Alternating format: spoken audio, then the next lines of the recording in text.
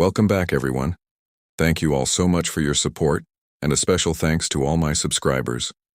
Your support has helped me keep going and continue bringing you more stories. I truly appreciate every one of you. Now turn down the lights, turn up the volume, and let's begin. My name is Allison James. I need to write this down while I still remember who I am. We arrived at Lake Powell in late September. The RV park was mostly empty, just a handful of retirees in massive motorhomes and a few younger couples in converted vans.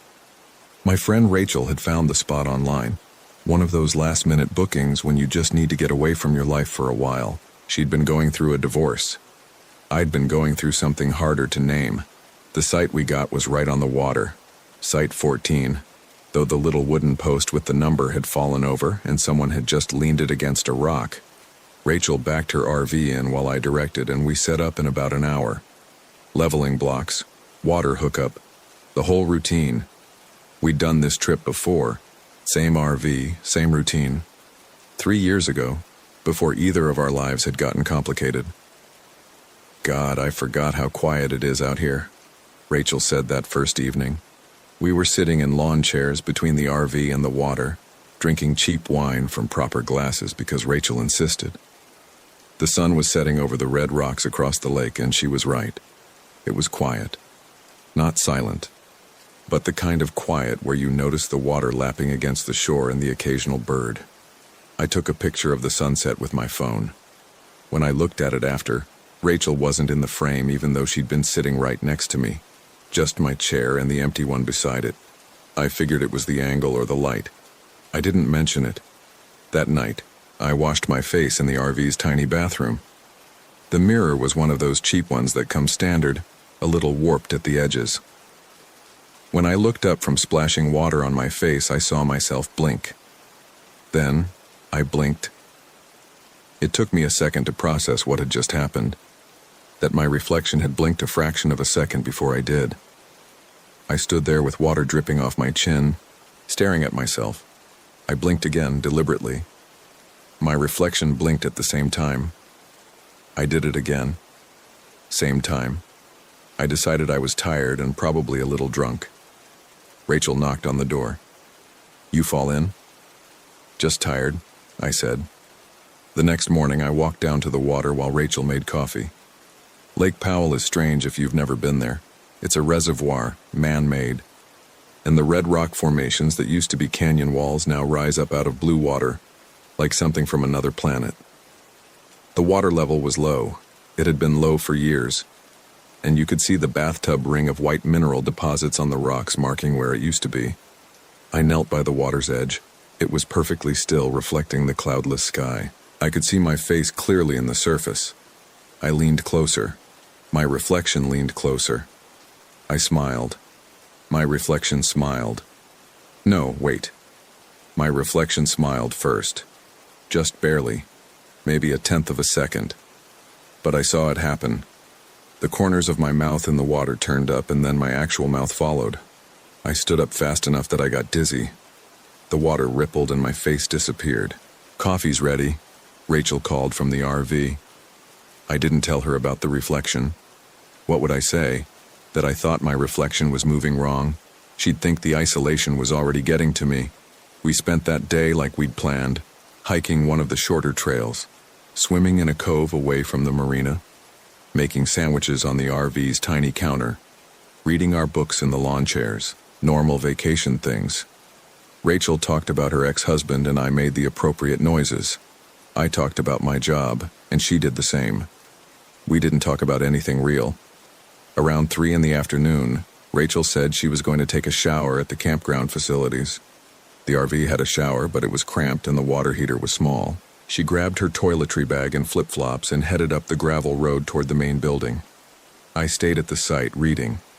After about 20 minutes, I looked up from my book and saw someone standing at the water's edge. At first I thought it was another camper, but then I realized it looked like me. Same height, same build, same clothes, same brown hair pulled back in a ponytail. I stood up from my chair. The figure at the water stood up too, but she'd been crouching, not sitting. I took a step forward. She took a step back. I stopped. She stopped. My heart was doing something funny in my chest. I called out, "Hello?" The figure didn't respond. She just stood there, about 30 feet away at the very edge where the water met the shore. I took another step toward her. She took another step back, and now she was ankle deep in the water. I walked faster. She walked backward faster, going deeper into the lake. Water up to her knees, then her thighs. I started running. She moved backward like she was on a track, smooth and fast, and by the time I reached the shore, she was already shoulder deep. Then her head went under. I stood there breathing hard, staring at the spot where she'd disappeared. The water was completely calm. No ripples, no bubbles, nothing. Like she'd never been there at all. Rachel came back 45 minutes later, her hair wet from the shower. I was still sitting at the water's edge. "You okay?" she asked. "Yeah," I said. "Just thinking." That night, Rachel made pasta on the RV's 2-burner stove. We ate at the little dinette table that converted into one of the beds. She told me about a guy she'd been seeing, someone from her gym. I told her I thought that was good, that she should go for it. I didn't tell her about the woman in the water. After dinner, I went to brush my teeth. The bathroom mirror was the same cheap, slightly warped thing. I looked at my reflection while I brushed. My reflection looked back. When I was done, I rinsed my mouth and looked up again. My reflection was smiling. I wasn't. I stared at myself, at her, at it. The smile stayed on her face, my face, for a good 3 seconds before my actual mouth started to move, pulling up into the same expression. It felt wrong, like my face was being puppeted. I reached up and touched my cheek. My reflection reached up and touched her cheek at the same time, but I could have sworn the movement started in the mirror first. "Allison," Rachel called from outside the bathroom. "You okay in there?" I realized I'd been standing there for I don't know how long. "Fine," I said, "just tired." But I wasn't fine. I knew I wasn't fine. I locked myself in the tiny bathroom and sat on the closed toilet lid and tried to think. I tried to remember if I'd been having dizzy spells, if I'd been more stressed than usual, if there was any rational explanation for what I was seeing. The thing was, I felt completely clear-headed. I wasn't drunk, I wasn't sick, I was just seeing things that shouldn't be possible. I went to bed that night in the converted dinette. Rachel took the overhead bunk. I lay there in the dark, listening to her breathe. The RV was parked facing the water, and through the window above my head I could see the moon reflecting on the surface of the lake. It was almost full. At some point I fell asleep. I dreamed I was underwater, looking up at the surface. Someone was standing on the shore looking down at me. It was me, but not me. She waved. I tried to wave back, but my arms moved slowly, sluggishly, like I really was underwater. Then she smiled, and I woke up. It was still dark. Rachel was snoring softly in the bunk above. I lay very still, trying to figure out what had woken me. Then I heard it, a soft tapping sound. Tap, tap, tap. Pause. Tap, tap, tap. It was coming from the window above my head. I turned over slowly and looked up. Someone was standing outside, tapping on the glass. Backlit by moonlight, I could see the silhouette of a head, shoulders, a hand raised, tapping with one finger. Tap, tap, tap. I couldn't see the face clearly, but I knew. I knew it was me out there. My reflection, my doppelganger, my whatever the hell it was, standing outside the RV in the middle of the night, tapping on my window. I should have screamed. I should have woken Rachel. Instead, I just stared at it, at her, at me. The tapping stopped.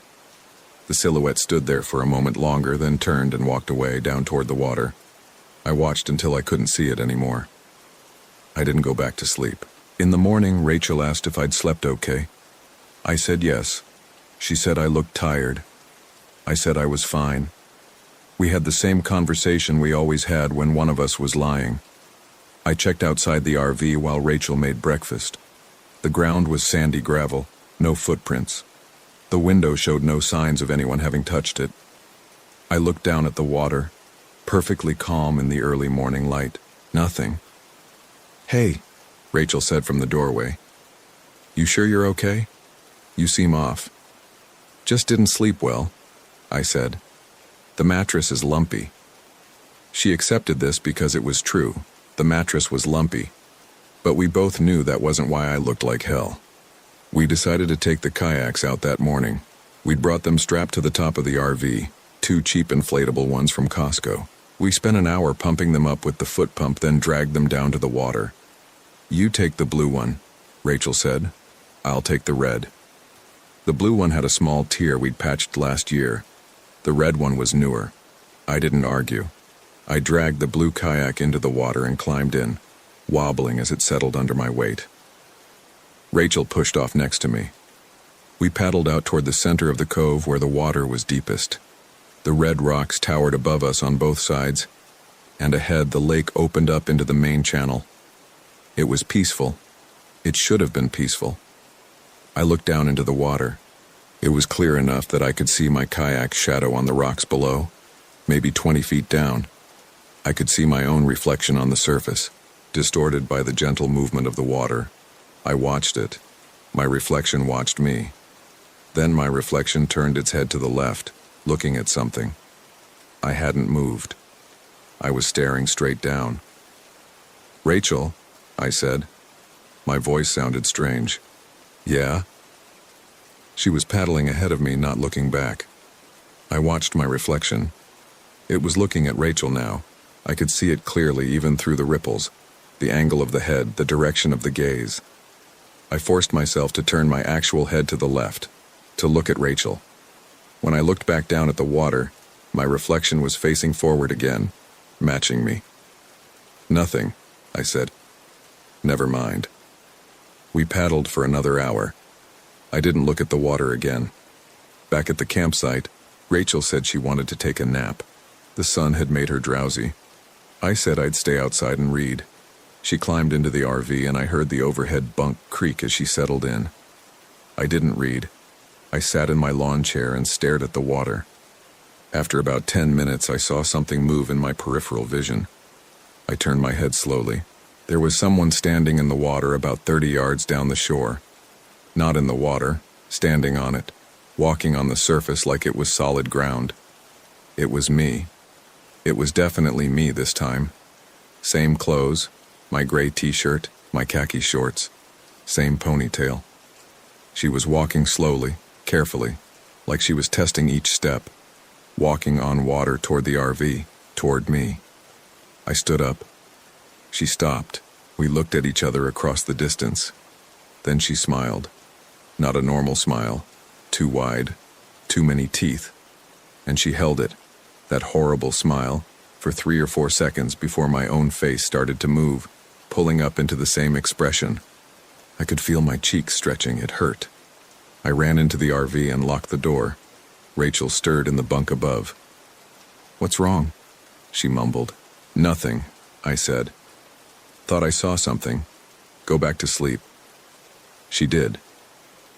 I sat at the dinette table shaking. After a while, I got up the courage to look out the window. The water was empty. No one walking on it. No one standing at the shore. Nothing. That evening, Rachel suggested we drive into Page to get dinner at a real restaurant. I agreed immediately. I needed to get away from the water, away from the RV, away from my own reflection. We drove the 40 minutes into town and ate at a Mexican place that was trying too hard to be authentic. The food was okay. We drank margaritas, and Rachel talked about her ex again, and I pretended to listen. Mostly I was looking at my reflection in the restaurant's windows, checking to see if it moved wrong. It didn't. It behaved. On the drive back, Rachel was quiet. Then she said, "Allison, are you using again?" I looked at her. "What?" "You're acting weird. Really weird. You keep spacing out. You look like you haven't slept in days. And just now you spent the whole dinner staring at the window like..." She trailed off. "Like you used to." I'd had a problem with pills a few years back. Nothing major, just enough to get scared and stop. But Rachel had been there for the worst of it, and she knew what that looked like. "I'm not using," and I said, "I promise." "Then what's going on?" I could have told her then. I should have. But what would I say? That my reflection was alive? That I'd seen myself walking on water? That something was happening to me that I couldn't explain? I've just been stressed, I said. Work stuff. I'll be fine. She didn't believe me. I could see it in the way she gripped the steering wheel a little tighter, the way her mouth pressed into a thin line. But she didn't push it. Back at the campsite, we went to bed early. Rachel climbed into her bunk. I lay in mine, staring at the ceiling. I could hear the water outside, gentle lapping sounds against the shore. Around midnight, Rachel climbed down from her bunk. I pretended to be asleep. She stood there for a moment, and I could feel her looking at me. Then she walked to the RV's door, opened it quietly, and went outside. I waited about 30 seconds, then got up and looked out the window. Rachel was standing at the water's edge, looking out at the lake.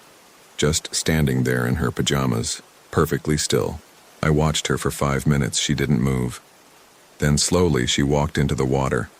Not like someone going for a swim, just walking forward, fully clothed, until the water was up to her knees, her waist, her chest. I ran outside. "Rachel, what are you doing?" She stopped. The water was up to her shoulders. She turned to look at me, and in the moonlight I could see her face clearly. She was smiling, that same too-wide smile I'd seen on my reflection. "Rachel?" My voice cracked. She didn't say anything. She just stood there in the water, shoulders deep, smiling at me. I waded in. The water was cold, much colder than it had been during the day. By the time I reached Rachel, I was chest deep. I grabbed her arm. "Come on," I said. "Let's go back." She looked at me. Her eyes were wrong. I don't know how to explain it, but something about them was wrong. Like she was looking at me but not seeing me, or seeing something else where I should be. "Rachel, please." She blinked. When her eyes opened again, they were different, normal again. She looked confused. "What?" she started to say, then looked down at the water around us. "What am I doing?" "You were sleepwalking," I said. "Let's get you inside." I pulled her back to shore and into the RV. She was shaking. I grabbed towels and wrapped one around her, then sat her down at the dinette. "I don't sleepwalk," she said. "I've never sleepwalked in my life. First time for everything." She looked at me. "Did I say anything before you woke me up?" "No," I lied. "You were just standing there." But she had been smiling with my reflection's smile. I didn't tell her that part. Rachel changed into dry clothes and got back into her bunk. I lay in mine, listening to her breathe, wondering if she was really asleep or just pretending like I was. Every few minutes I'd look out the window at the water, half expecting to see her or me walking on its surface. Around 3 in the morning I heard Rachel get up again. This time I was ready. I sat up and saw her climbing down from the bunk, moving slowly, deliberately. Her eyes were open but unfocused. "Rachel," I said softly. She didn't respond. She walked to the door. I jumped up and grabbed her arm. "Rachel, stop." She turned to look at me. In the dim light from the RV's emergency lamp, I could see her face. She was smiling again. That smile. "Let go," she said. Her voice sounded wrong, flat, like someone doing a bad impression of Rachel. "No," I said. "You're not going out there." We stood like that for a moment, me holding her arm, her trying to pull away. Then she did something I didn't expect. She looked at the bathroom mirror behind me and her smile got wider. "She's waiting," Rachel said. I turned to look at the mirror. My reflection was there, smiling back at me. But I wasn't smiling. And then my reflection raised her hand and waved. Rachel waved back. I pulled Rachel away from the door, wrestled her back to the dinette, and held her there. She struggled, but not hard, like her heart wasn't in it. After a few minutes, the tension went out of her body and she slumped forward. "Allison?" she said in her normal voice. "What's happening?" "I don't know," I said. And I meant it. We sat there until the sun came up, neither of us sleeping. When it was light enough outside, I made coffee. We didn't talk about what had happened. What could we say? We should leave, I finally said. Today. Right now. Rachel looked at me over her coffee cup. Yeah, she said. Yeah, okay. We started packing up, unhooking the water, unplugging the electricity, folding up the lawn chairs. Rachel went inside to secure the cabinets and I started collapsing the awning. I was halfway done when I heard her scream. I ran inside. Rachel was standing in the bathroom doorway, pointing at the mirror. Look, she said. Look at it. I looked. The mirror showed the reflection of the bathroom behind Rachel, the sink, the shower, the tiny window. But it didn't show Rachel. Where she should have been was nothing. Just the bathroom reflected back empty. I moved next to her. My reflection appeared in the mirror. Rachel's didn't. Oh God, Rachel said. Oh God, what's happening to me? I pulled her out of the bathroom and closed the door. We stood in the main area of the RV, both of us shaking. We're leaving right now, I said. Right now. It took us 15 more minutes to finish packing. I kept checking on Rachel, making sure she was still herself. She was moving normally, talking normally, but she wouldn't look at any reflective surface. Not the windows, not the bathroom mirror, not even the shiny surface of the coffee pot. I was throwing the last of our gear into the storage compartments when I realized I hadn't seen Rachel for a few minutes. I called her name. No answer. I ran around the RV. She wasn't there. I looked down at the water. She was walking into it again, this time during daylight. Already waist deep. Rachel! I screamed. She kept walking. The water reached her chest, her neck. Then her head went under. I ran in after her. The water was clear, and I could see her under the surface, still walking forward, deeper into the lake. Her eyes were open. She was still smiling. I dove down and grabbed her. She didn't fight me this time. She just let me pull her back to the surface, back to shore. We collapsed on the gravel, both of us gasping. I could breathe, Rachel said. I was underwater and I could breathe. I looked at her. Water was dripping from her hair, her clothes. But she was right, she hadn't been drowning. She'd been walking on the lake bottom like she was taking a stroll through a park. Get in the RV, I said. Now. She did. I did. I climbed into the driver's seat and started the engine. My hands were shaking so badly I could barely turn the key. I put the RV in gear and started backing out of the sight. That's when I saw her. My reflection. Standing where the RV had been parked, watching us leave. She was waving goodbye. After a moment, I felt my own hand start to rise from the steering wheel, start to wave back. I grabbed it with my other hand and held it down. We drove. Rachel sat in the passenger seat, wrapped in a blanket, staring out the window. I kept checking the mirrors, the side mirrors, the rearview mirror, looking for her, looking for me. But all I saw was the road behind us getting farther away. We made it to the highway. Then Rachel said, "Allison, look." I looked where she was pointing, at the side mirror on the passenger side. My reflection was there, sitting in the driver's seat. But I was sitting in the driver's seat. The reflection showed me sitting in the passenger seat, where Rachel should have been.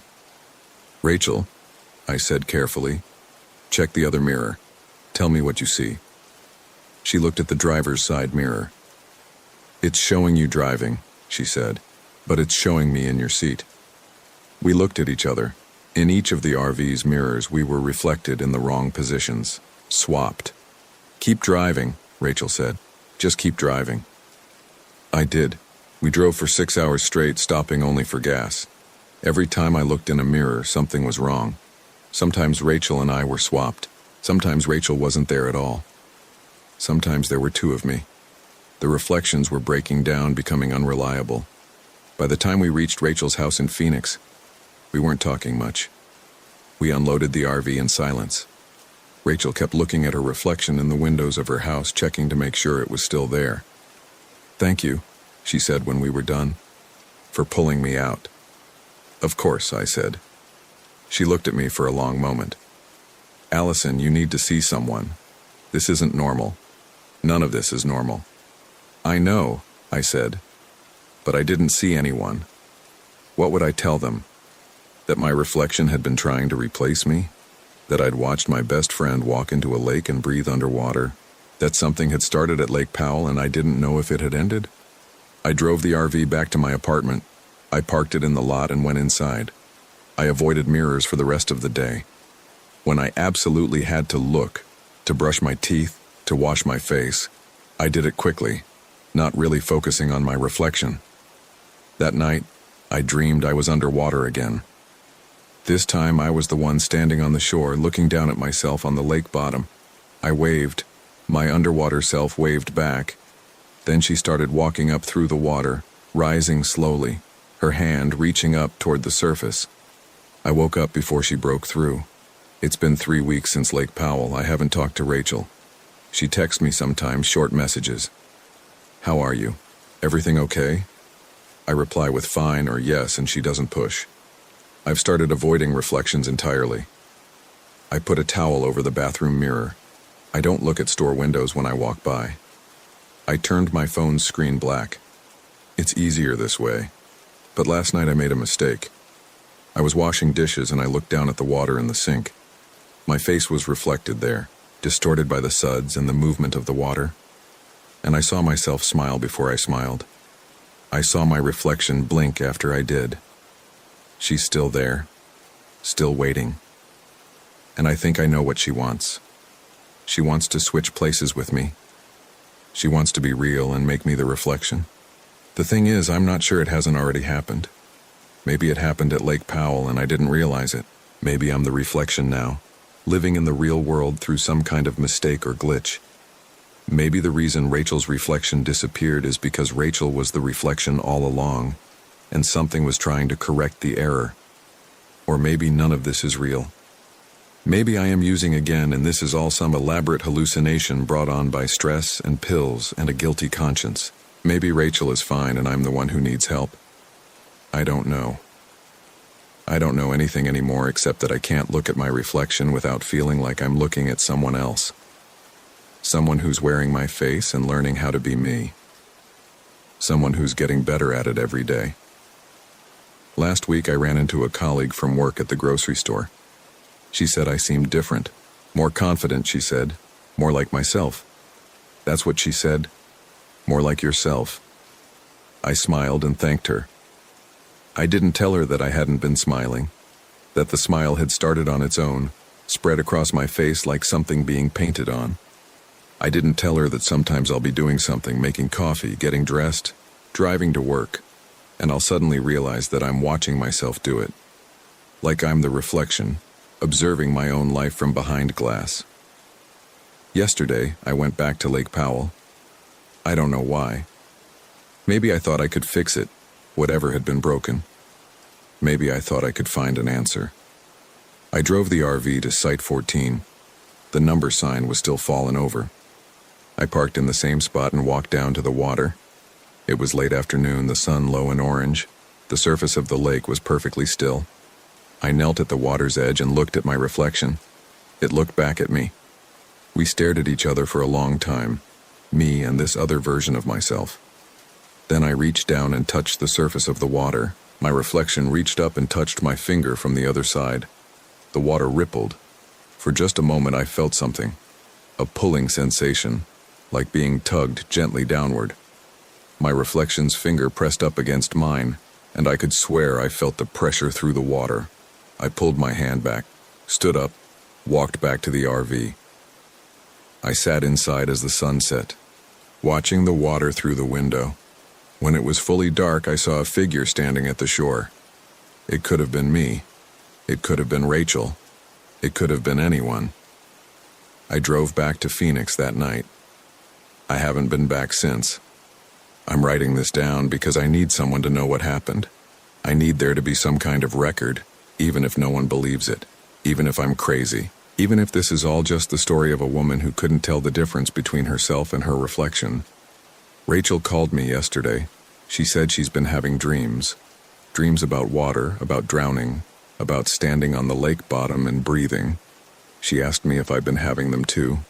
I lied. I said no.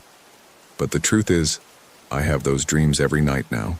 And every morning when I wake up, I feel like I'm a little bit less myself. Like something has been subtly changed, adjusted, corrected. Like I'm slowly being replaced by someone who knows how to be me better than I do. Yesterday, I looked in the mirror. I couldn't help it. I had to know. My reflection smiled at me. Then I smiled. I'm not sure which came first anymore. This morning I woke up and something felt different. Not wrong exactly, just different. I got out of bed and went to the bathroom. I looked in the mirror before I could stop myself. I was smiling. I've been smiling all day. I can't stop. Rachel just texted me. She wants to know if I want to go camping again. Back to Lake Powell. She says she feels like she needs to go back, like something is calling her there. I texted back yes before I realized I was doing it. My fingers moved on their own. I watched myself type the message and hit send. Then I watched myself smile. I'm going to go back. I don't think I have a choice. I don't think I've had a choice for a while now. If you're reading this and you go to Lake Powell, and you see someone who looks like me standing at the water's edge, don't talk to her. Don't go near her. Don't look at your reflection while you're there. And if you do look, and you see yourself blink a moment before you blink, or smile a moment before you smile, leave. Leave immediately. Don't go back. Don't try to understand it. Because I think I understand it now, and understanding doesn't help. Understanding just means you know exactly what's happening when you feel yourself being replaced, piece by piece, moment by moment, until you can't remember which one was real to begin with. We're leaving for Lake Powell tomorrow. Rachel just called. She sounded excited, more like her old self. She said it would be good for us. She said we could finally relax. I agreed with her. I heard myself agree. I watched my mouth form the words and heard my voice say them. And somewhere, deep down, in whatever part of me is still me, I wanted to scream at her to stay away, to never go back to that water. But I didn't. I just smiled. I'm still smiling now. I can't stop smiling.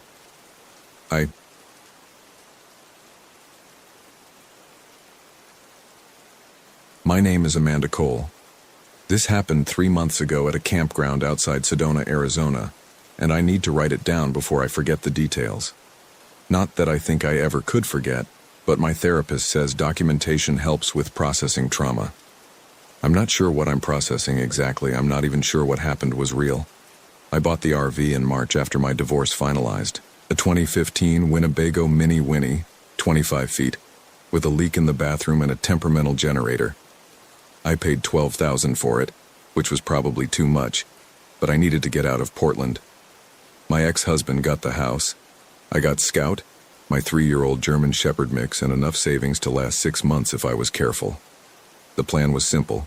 Drive south, find work when I needed it, stay away from places that reminded me of David. I'd been a remote bookkeeper before the divorce, and I still had 2 clients who let me work from anywhere with Wi-Fi. It wasn't much, but it covered gas and campground fees. I'd been on the road for 6 weeks when I pulled into Desert Vista RV Park. It wasn't my first choice. I'd been aiming for a campground closer to town, but my GPS kept glitching, rerouting me in circles until I gave up and took the first place I saw off Highway 179. Desert Vista was tucked into a canyon about 15 miles from the main tourist areas. The woman at the office, maybe 60 with sun-damaged skin and turquoise jewelry, barely looked up when I paid for a week. "Spot 43, she said, sliding a map across the counter. "Water and electric hookups, dump stations by the entrance, Wi-Fi passwords on the sheet." The campground was half empty. I counted maybe 20 RVs spread across 50 spots, most of them clustered near the facilities building. Spot 43 was at the far end, backing up to a rocky hillside thick with scrub brush and juniper trees. I liked the privacy. Scout jumped out as soon as I opened the door, immediately marking territory around the picnic table. He's a good dog. Rescued him from a shelter 2 years ago, right after David and I bought the house.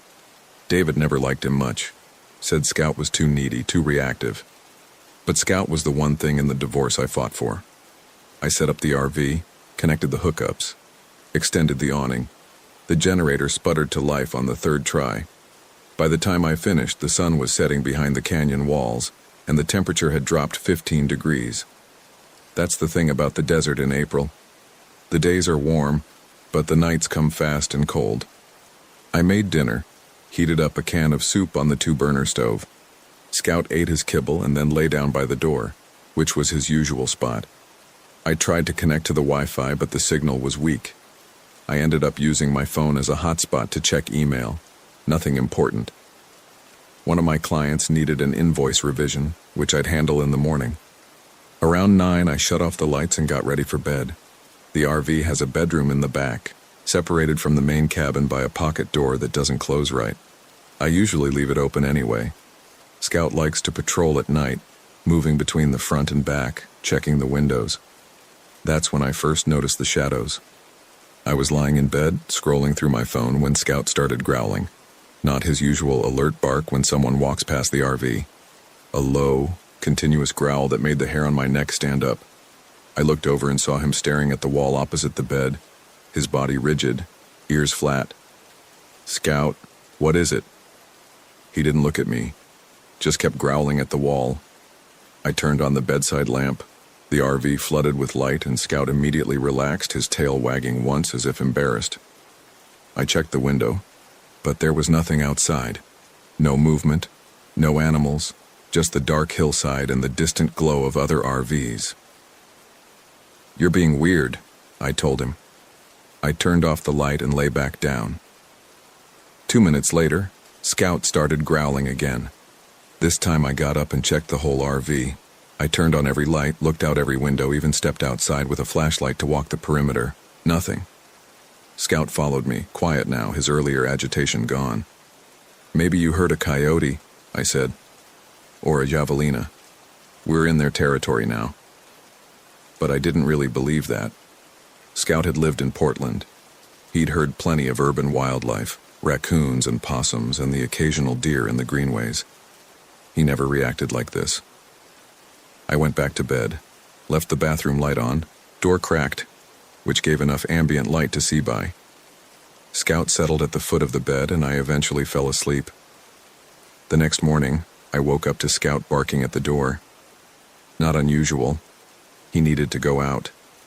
But when I checked my phone, it was 10:47 a.m. I never sleep that late.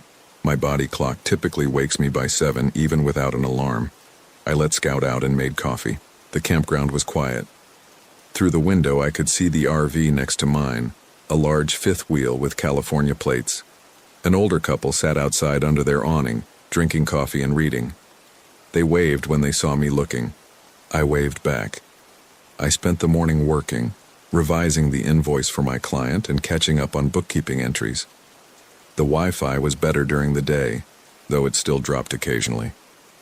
Around noon, I took Scout for a walk around the campground. That's when I met the family in Spot 37.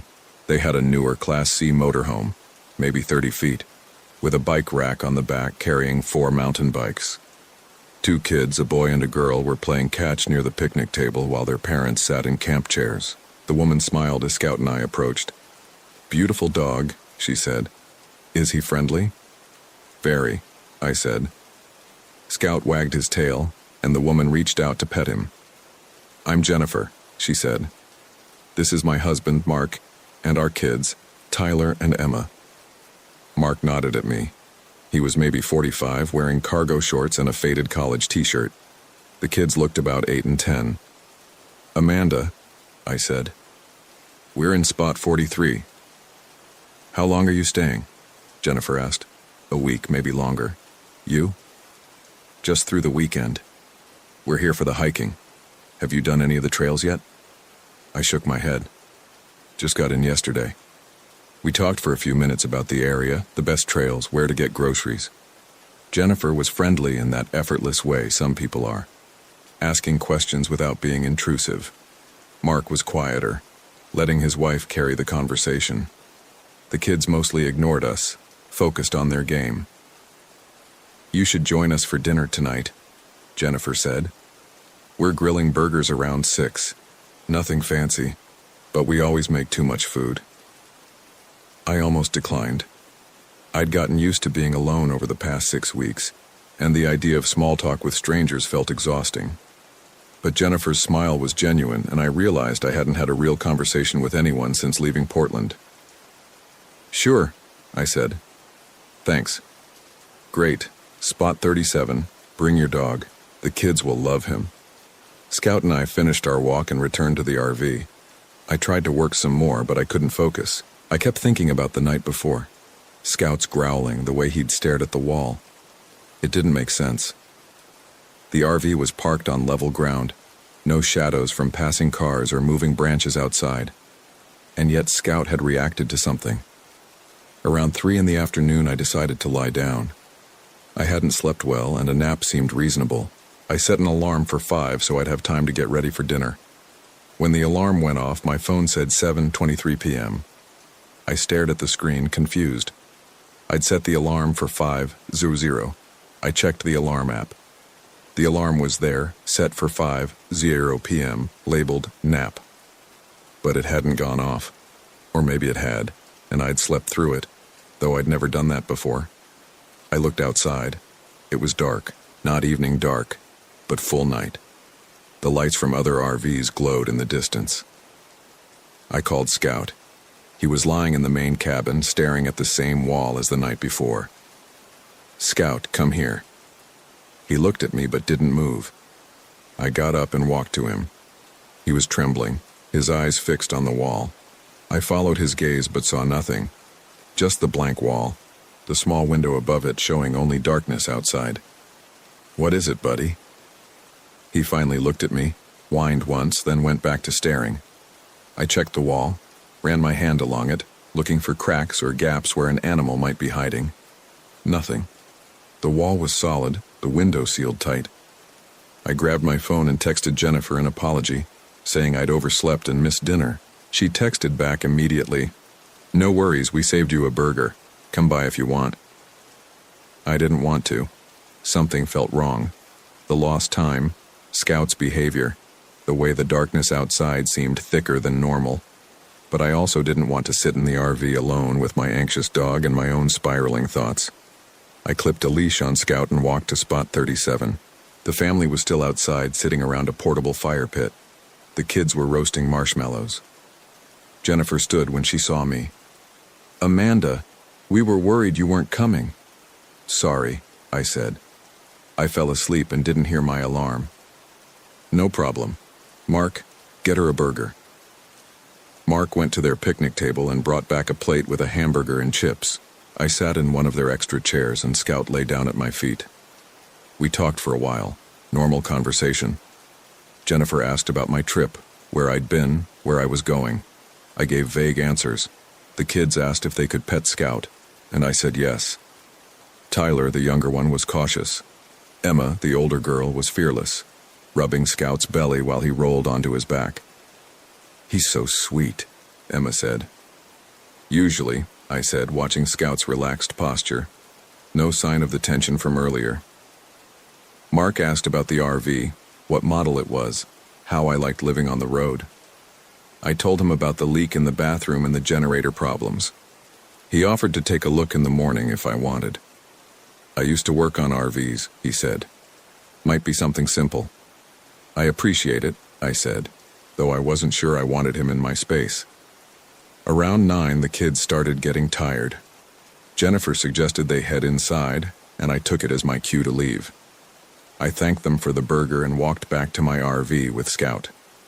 The campground was quiet. Most of the RVs had their lights on, the soft glow spilling out from windows. I could hear a TV from one unit, laughter from another, normal sounds, comforting sounds. But when I got back to my RV and opened the door, Scout stopped on the steps. He wouldn't come inside. "Scout, come on." He backed up, pulling against the leash. "What's wrong with you?" I looked into the RV. All the lights were off even though I'd left the bathroom light on. The interior was dark, the kind of dark that seems to absorb light rather than just reflect the absence of it. I reached inside and flipped the light switch by the door. Nothing happened. I tried the other switches. None of them worked. "Breaker must have tripped," I said, more to myself than Scout. I stepped inside, using my phone's flashlight to navigate. Scout still wouldn't follow. I could hear him whining on the steps. The breaker panel was by the bedroom. I walked through the dark RV, my phone light cutting a thin path through the blackness. Everything looked normal, nothing out of place, but the air felt different, colder maybe, or heavier. Like the pressure had changed. I found the breaker panel and opened it. All the switches were in the correct position. I flipped them off and on anyway. Still nothing. Then I heard it. A sound like fabric dragging across wood. Soft, rhythmic, coming from the bedroom. I pointed my phone light toward the back. The bedroom door was closed. I'd left it open. Hello? The dragging sound stopped. I stood there, phone light shaking slightly in my hand, trying to decide what to do. Part of me wanted to open the door. Part of me wanted to run. I opened the door. The bedroom was empty. The bed was made just as I'd left it. Nothing moved. But on the wall opposite the bed, the one Scout had been staring at, I saw something. Shadows. Not normal shadows. Not the kind made by objects blocking light. These were shapes. Dark patches on the wall that moved independently, sliding across the surface like oil on water. They had no source, no corresponding object casting them. They just existed, defying the empty room around them. I backed out of the bedroom and left the RV. Scout was waiting outside, his tail between his legs. I sat down on the steps, and he pressed against my side. "I'm going crazy," I said out loud. I called the campground office. No answer. I tried Jennifer's number, which she'd given me earlier. It rang 5 times and went to voicemail. I sat there for maybe 10 minutes trying to decide what to do. Go back inside? Sleep in the truck of the RV? Drive to a hotel? But even as I thought about leaving, I realized I was too tired to drive, and every hotel in Sedona would be expensive. Finally, I went back inside. The lights worked now. I flipped the switch, and the whole RV lit up. I checked the bedroom. The shadows were gone. The wall was blank, just painted metal with nothing on it. I convinced Scout to come inside, and I locked the door. Then I pulled out the sofa bed in the main cabin and made it up with blankets. Scout and I slept there with all the lights on, including the one over the stove and the reading light by the dinette. I didn't sleep well. Every time I started to drift off, Scout would tense beside me and I'd jerk awake, certain I'd heard something. But there was nothing. Just the normal sounds of an RV at night. The hum of the refrigerator, the tick of the propane heater, the occasional creak of metal expanding and contracting. Around 3 a.m, I gave up on sleep and made coffee. I sat at the dinette with my laptop trying to work, but I couldn't focus. I kept looking at the bedroom door, closed now, wondering what I'd seen on the wall. I knew what it looked like. I knew it looked like shadows moving without light. But that was impossible. Shadows don't move on their own. They're not entities.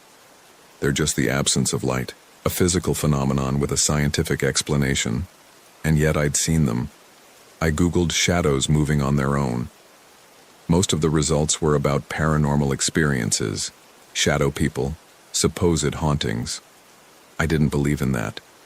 I'd never believed in that.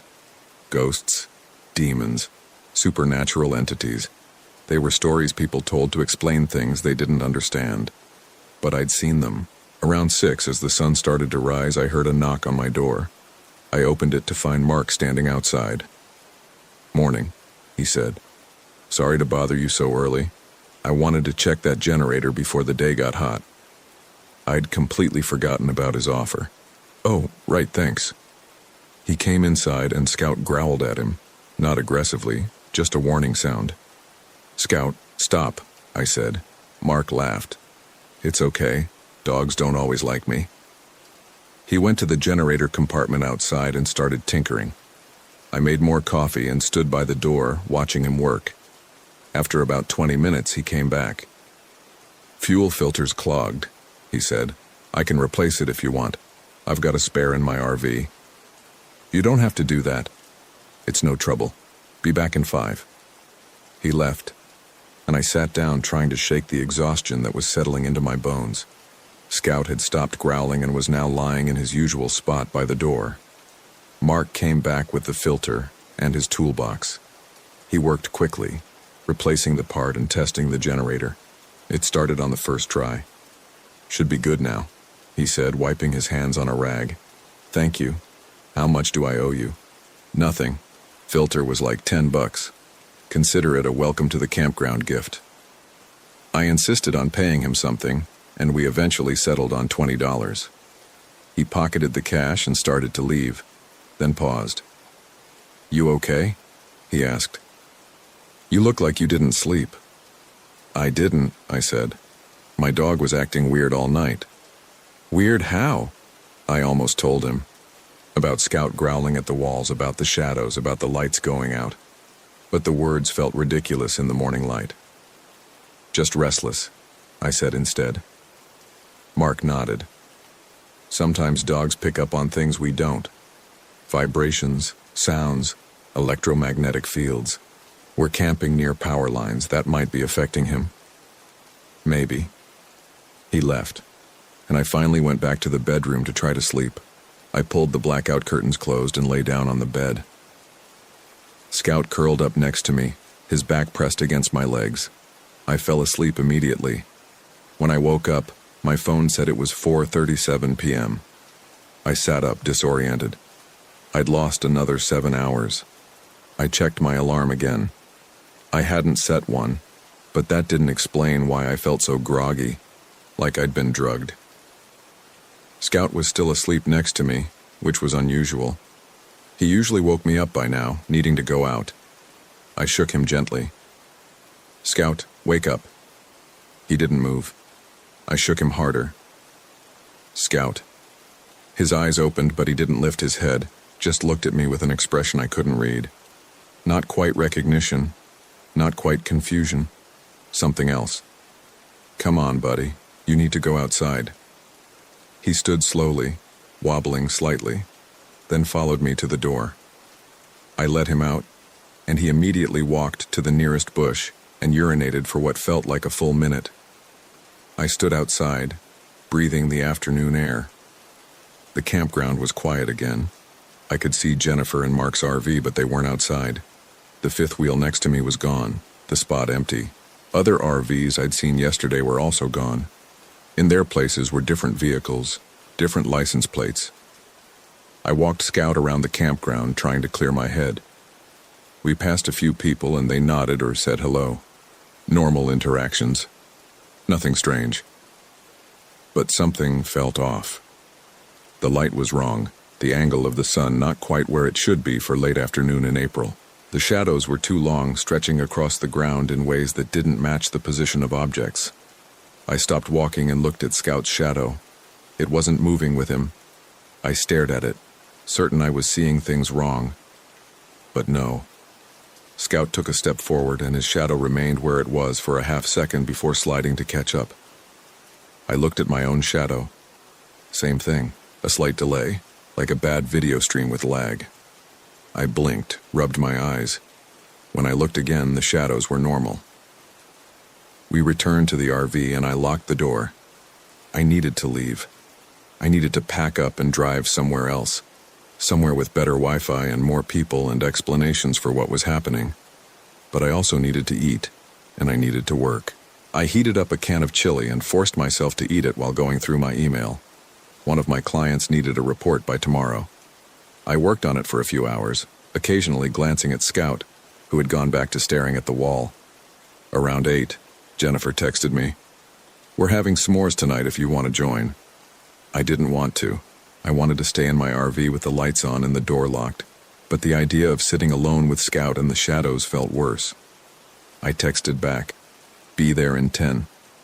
This time I left Scout in the RV. He didn't like it, whining as I closed the door, but I couldn't bring him. Not when he was acting so strange. Jennifer's family was gathered around the fire pit again, roasting marshmallows. Emma ran up to me when she saw me. "Where's Scout?" she asked. "He's tired," I said. "He's sleeping." She looked disappointed, but went back to her marshmallow. I sat down, and Jennifer handed me a stick and marshmallows. We made s'mores and talked about nothing important. The kids told me about the hike they'd done that day, showing me pictures on Jennifer's phone of red rocks and desert vistas. "We're leaving tomorrow," Jennifer said, "heading back to Phoenix. It's been a great trip." "I'm glad," I said. Mark was quiet, staring into the fire. At one point, he looked up at me, and I saw something in his eyes. A recognition, maybe, or a warning, but he didn't say anything. Around 9:30, I excused myself and went back to my RV. Scout was still staring at the wall. He didn't greet me when I came in, didn't even look at me. "Scout, what's wrong?" He kept staring. I walked over to him and knelt down, putting my hand on his head. He was trembling again, his muscles tense. I looked at the wall. The shadows were back. But this time, they weren't just moving. They were forming shapes, recognizable shapes, human shapes. I watched as one shadow separated from the others and moved across the wall, its edges sharp and defined. It looked like a person walking, arms swinging, legs moving in a natural gait. But there was no body casting it, no light source creating it, just the shadow moving independently across the surface. More shadows appeared, some small, child-sized, some large and hulking. They moved in patterns, circling each other, merging and splitting.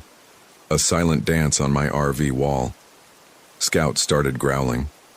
I backed away from the wall, pulling Scout with me.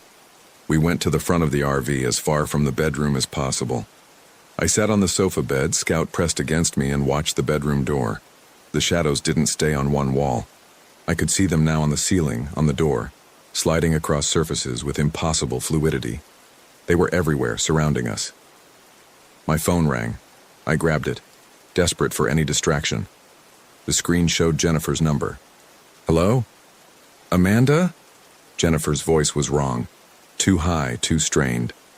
"Jennifer, what's wrong?" "Have you seen Emma?" "What?" "Emma, our daughter. She's gone." I stood up. "What do you mean, gone?" "She was playing near the RV and then we can't find her. We've been looking for half an hour. Mark called the office, but no one's answering." "I'll help you look," I said. I hung up and grabbed my flashlight. Scout followed me outside, his growling replaced by whining.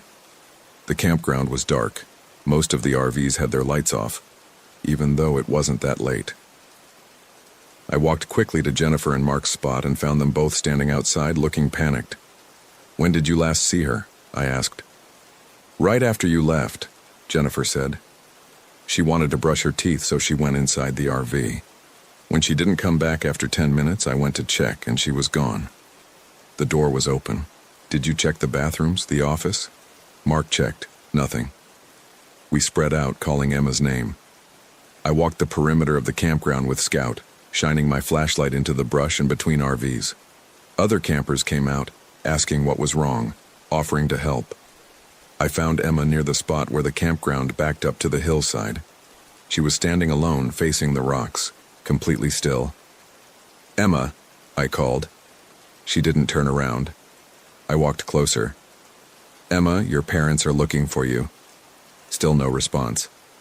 I reached out and touched her shoulder. She turned around slowly, and I saw her face in the flashlight beam. She was smiling. Not a normal smile. Not a happy smile. Her lips were stretched too wide, showing too many teeth. Her eyes were open, but the pupils were dilated, black circles that reflected no light. "Emma?" "Hello, Amanda," she said, but it wasn't her voice.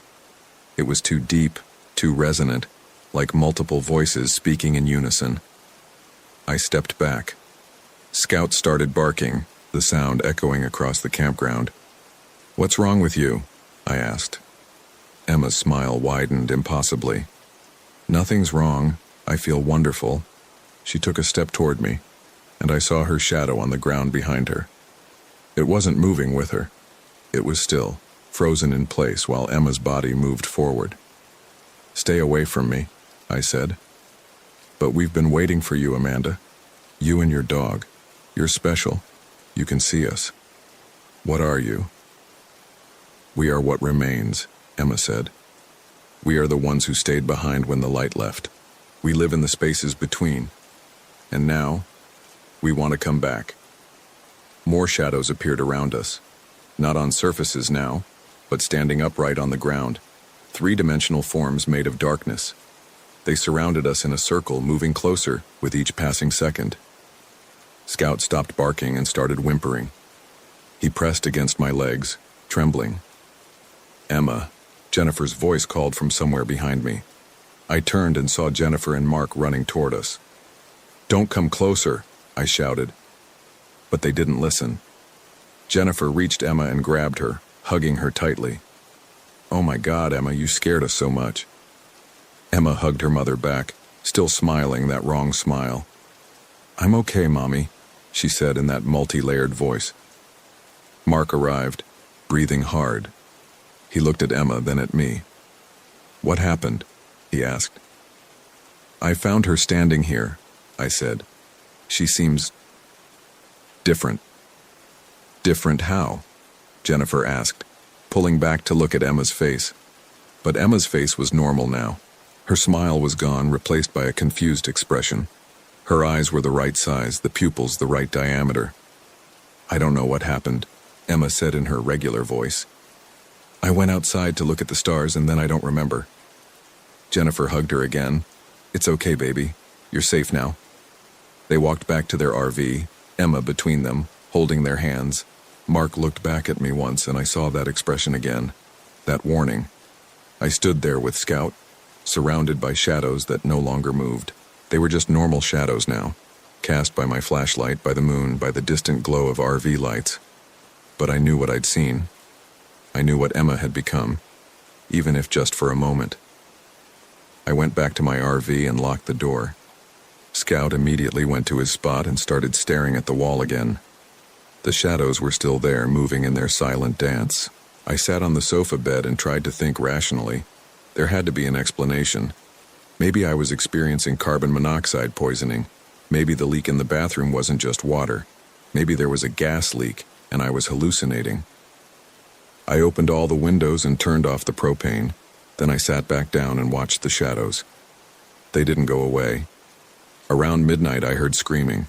I ran outside to find Jennifer standing in front of her RV, screaming at the top of her lungs. Other campers were emerging from their vehicles, asking what was wrong. I ran to her. "Jennifer, what happened?" She pointed at her RV with a shaking hand. "Tyler," she said. "Tyler's gone." "What do you mean?" "He was sleeping. We all were. And then Mark woke up and checked on the kids. And Tyler's bed was empty. The door was locked from the inside. He's just gone." Mark came out of the RV, his face pale. "I've searched everywhere. He's not inside." We organized another search. More people this time, maybe a dozen campers, all walking the grounds with flashlights and calling Tyler's name. Someone finally got through to the office, and the woman with turquoise jewelry came out, looking annoyed until she understood the situation. "I'll call the police," she said. We searched for 2 hours. We checked every RV, every bathroom, every bush and rock formation. We walked the highway, looking in ditches. We found nothing. Around 2:30 in the morning, the police arrived. 2 officers, both young, both looking skeptical of the campground and the situation. They took statements, asked about Tyler's habits, whether he might have run away. Jennifer insisted he wouldn't. Tyler was 8 years old. He was afraid of the dark. They organized a more official search, calling in additional officers and volunteers from town. By dawn, there were 30 people combing the area. I helped search until the sun came up, then returned to my RV with Scout. I was exhausted, operating on no sleep and pure adrenaline. I made coffee and tried to work, but my hands were shaking too much to type. Around 9, Jennifer knocked on my door. I opened it and saw her face streaked with tears, her eyes red and swollen. "They found him," she said. "Thank God. Is he okay?" She shook her head. "He's alive, but he's not right, Amanda. He's like Emma was last night, smiling and saying strange things." "Where did they find him?" "In his bed. When Mark checked the RV again this morning, Tyler was just lying there asleep. He swears Tyler wasn't there before, but the police think we just missed him in the panic." "What's he saying?" "The same things Emma said, about being wonderful, about seeing us, about the shadows. She started crying harder. What's happening to my kids? I didn't have an answer. I hugged her while she sobbed, and over her shoulder I saw Emma and Tyler standing outside their RV, both watching us with identical smiles. The police asked more questions. They took Tyler to the hospital in Sedona to be examined. The doctors found nothing physically wrong. No signs of trauma, no drugs in his system. Just a healthy 8-year-old boy who smiled too much and spoke in odd phrases. By afternoon, the family was packing up to leave. The police recommended they take both kids to a specialist, someone who could evaluate them properly. Jennifer was barely functional, moving on autopilot while Mark loaded the RV. I helped them pack, mostly to keep busy. Emma and Tyler sat in the camp chairs watching us work, still smiling. At one point, Tyler looked at me and said, "Don't worry, Amanda. You'll understand soon." Mark overheard. He grabbed my arm and pulled me aside, his grip tight enough to hurt. "You need to leave," he whispered. "Tonight. Don't stay here." "What do you mean?" "I don't know what's happening, but it's not natural. This place is wrong. Get out while you still can." They left around 4, their RV pulling out of the campground in a cloud of dust. I watched them go, then looked around at the remaining campers. Most people were packing up too, spooked by the disappearance and the police presence. By evening, only 5 RVs remained, including mine. I should have left then. I should have listened to Mark and driven somewhere else. But I was too tired, too shaken. And part of me, the rational part that still believed in logical explanations, wanted to stay, to prove that what I'd experienced wasn't real. That night, I kept all the lights on again and tried to sleep on the sofa bed with Scout. But Scout wouldn't settle. He paced between the front and back of the RV, growling constantly at the walls. Around 11, the lights went out. All of them. Not just in my RV, but across the entire campground. I could see through the windows. Every RV was dark. I grabbed my flashlight, but it wouldn't turn on. I tried my phone, but the screen stayed black even though it had been fully charged. The darkness was absolute, the kind of dark that makes you question whether your eyes are even open. And in that darkness, the shadows moved. I could see them now without light, which should have been impossible. They glowed with a faint luminescence, outlined shapes that moved through the RV like living things. They were all around me, dozens of them, crowding the small space. Scout was barking now, a continuous sound of pure terror. I reached out in the dark, trying to find him, and my hand touched something cold. It wasn't Scout. I jerked my hand back and scrambled toward where I thought the door was. My shin hit the dinette table, pain shooting up my leg, but I kept moving. I found the door handle and pulled. It wouldn't open. I pulled harder, panic rising. The handle moved, but the door stayed shut, as if something were holding it from the outside. The cold thing touched me again, this time on my shoulder. Fingers that weren't fingers, pressure without substance. I spun around, swinging my arm through empty air, but I felt them. Multiple presences surrounding me, reaching out. Scout's barking stopped. "Scout?" I called. No response. I fell to my knees, feeling along the floor. "Scout, where are you?" My hand touched fur. I grabbed him and pulled him close. He was limp, not moving, but I could feel his heartbeat against my chest. The shadows grew brighter, their luminescence intensifying until I could see the interior of the RV in their pale glow. They were humanoid but wrong, their proportions distorted, their movements fluid and unnatural. One of them moved closer and I saw its face. It had no features, just a blank surface where eyes and mouth should be, but I could feel it looking at me. "Please," I whispered. "Leave us alone." It reached out, and then I heard a voice. Not the multi-layered voice Emma and Tyler had used. A single voice, quiet and sad. "Help us," it said. The shadow's hand touched my face, and I felt a sudden rush of images. Memories that weren't mine, experiences I'd never lived. I saw this place years ago, decades ago. I saw people camping here, families and couples, unaware of what lived beneath the ground.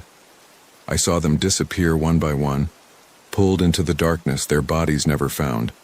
I saw their shadows torn from them, separated from their physical forms, trapped in this canyon while their bodies wandered away, changed and wrong.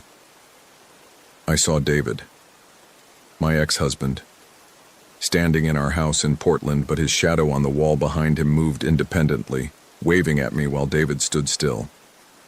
I understood then. The shadows weren't hunting us. They were trapped, separated from the people they belonged to, trying to find their way back, and we were the same. Me and Scout and everyone who stayed at this campground. Our shadows were being taken, pulled into whatever space these things inhabited, leaving our bodies behind to be filled with something else. The light came back suddenly. All the RVs lit up at once, flooding the campground with electric brightness. I blinked, my eyes adjusting. The shadows were gone. The RV looked normal. Scout was beside me, awake now, looking at me with clear eyes. But when I looked at the window, I saw my reflection, and my reflection's eyes were black. I packed up immediately, didn't even retract the awning properly, just threw everything inside and disconnected the hookups. Scout jumped into the passenger seat and I started the engine. The woman from the office was standing outside the facility building watching me.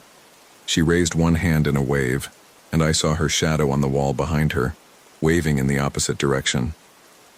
I drove away from Desert Vista RV Park as fast as the Winnebago could manage, not looking back. I'm in California now, parked at a rest stop off I-5. I've been driving for 3 days, stopping only for gas and bathroom breaks. Scout is sleeping in the back, and when I check on him, his shadow moves correctly. Mine does too, as far as I can tell, but sometimes when I'm not looking directly at a mirror, I see my reflection move on its own. A turn of the head, a slight smile, a shift in posture that doesn't match what I'm doing. And at night, in the dark, I hear whispers, not from outside, from inside me. Multiple voices overlapping, saying things I don't want to understand. I called Jennifer yesterday. I don't know why. Maybe to check if Emma and Tyler were okay. Maybe to confirm I wasn't crazy. She answered on the third ring. Amanda? Her voice sounded strange, too cheerful. Jennifer, how are the kids? They're wonderful, she said. We're all wonderful. We've never been happier. Are they still different? She laughed. Different? No, they're perfect. We all are. You should come visit us, Amanda. We'd love to see you again. I hung up. I don't know what I'm going to do. I can't go back to Portland. David is there, and I saw him in those visions. I saw his shadow moving wrong. I can't stay in one place too long. The shadows find you when you're still. So I keep driving. Scout and I moving from place to place, never staying more than a night. I work when I can, sleep in rest stops and parking lots, avoid campgrounds. But I know it's only a matter of time. I can feel them inside me growing stronger. The voices are louder now. My reflection moves more frequently. Scout stares at me sometimes with an expression I can't read, and I wonder if he sees the same thing I do in the mirror. I'm writing this down because I need someone to know what happened, in case I disappear, or in case I come back wrong. In case someone finds this RV abandoned on the side of the road with my laptop open and my dog sitting patiently by the door. If you're reading this, stay away from Desert Vista RV Park. Stay away from any place where your shadow doesn't match your movement. And if you wake up one night to find your dog growling at the walls, listen to them. Because the shadows are real. They're waiting in the dark, patient and hungry, ready to take your place when you're not looking. And once they're inside you, there's no getting them out. I can feel mine right now, pressing against my skull from the inside, whispering suggestions about where to drive next, which campground looks nice, how tired I am, and wouldn't it be nice to stop for the night.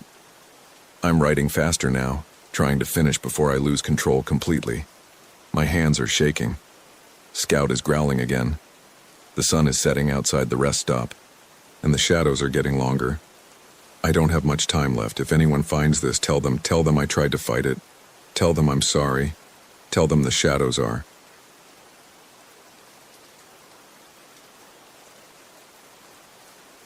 My name is Ben Walker. This happened in September 2023 in Kisatchie National Forest, Louisiana. I run a podcast called Forgotten Folklore, where I travel to small towns and record episodes about local legends. I thought I was documenting a story. I didn't know I was becoming one. I'd been doing the podcast for 3 years, 23 episodes. Decent following, about 15,000 regular listeners. Nothing huge, but enough to cover my gas and equipment.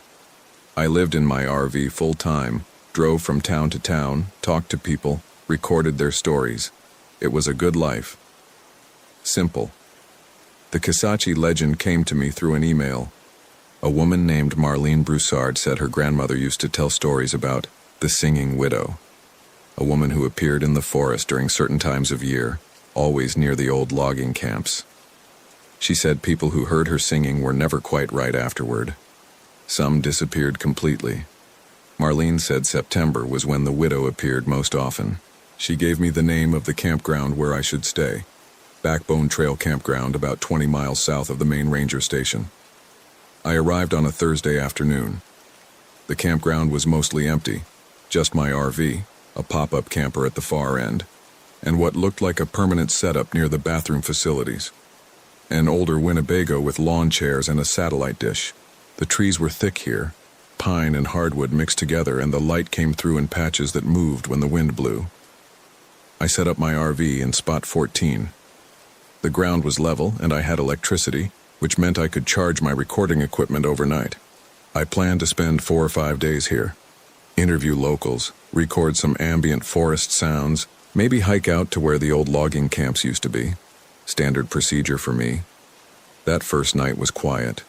I edited some audio from my previous episode, uploaded it to my hosting platform, and went to sleep around midnight.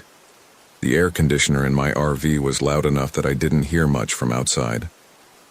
Friday morning, I drove into the nearest town, Woodworth, about 40 minutes away. Marlene had given me the name of a diner where older locals gathered for breakfast.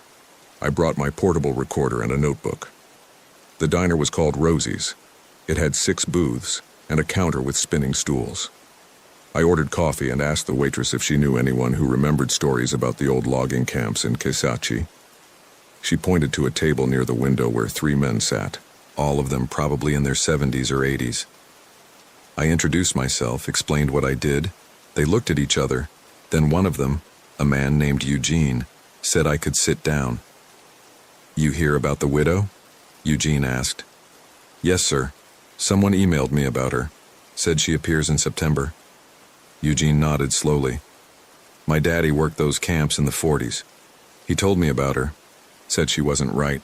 Said she looked like a woman, but she wasn't." "What do you mean?" "Just that she wasn't." He couldn't explain it better than that. Said she'd sing and men would walk off into the trees. Some came back, some didn't. The ones who came back were different. Different how? Eugene looked at his coffee. Quiet. Didn't talk much. Looked at things that weren't there. One man came back and couldn't remember his wife's name. Another one came back and wouldn't eat nothing but raw meat. I wrote this down. The other 2 men didn't say much, just nodded when Eugene spoke. "Do you know where the camps were located?" I asked. "Back along Backbone Ridge.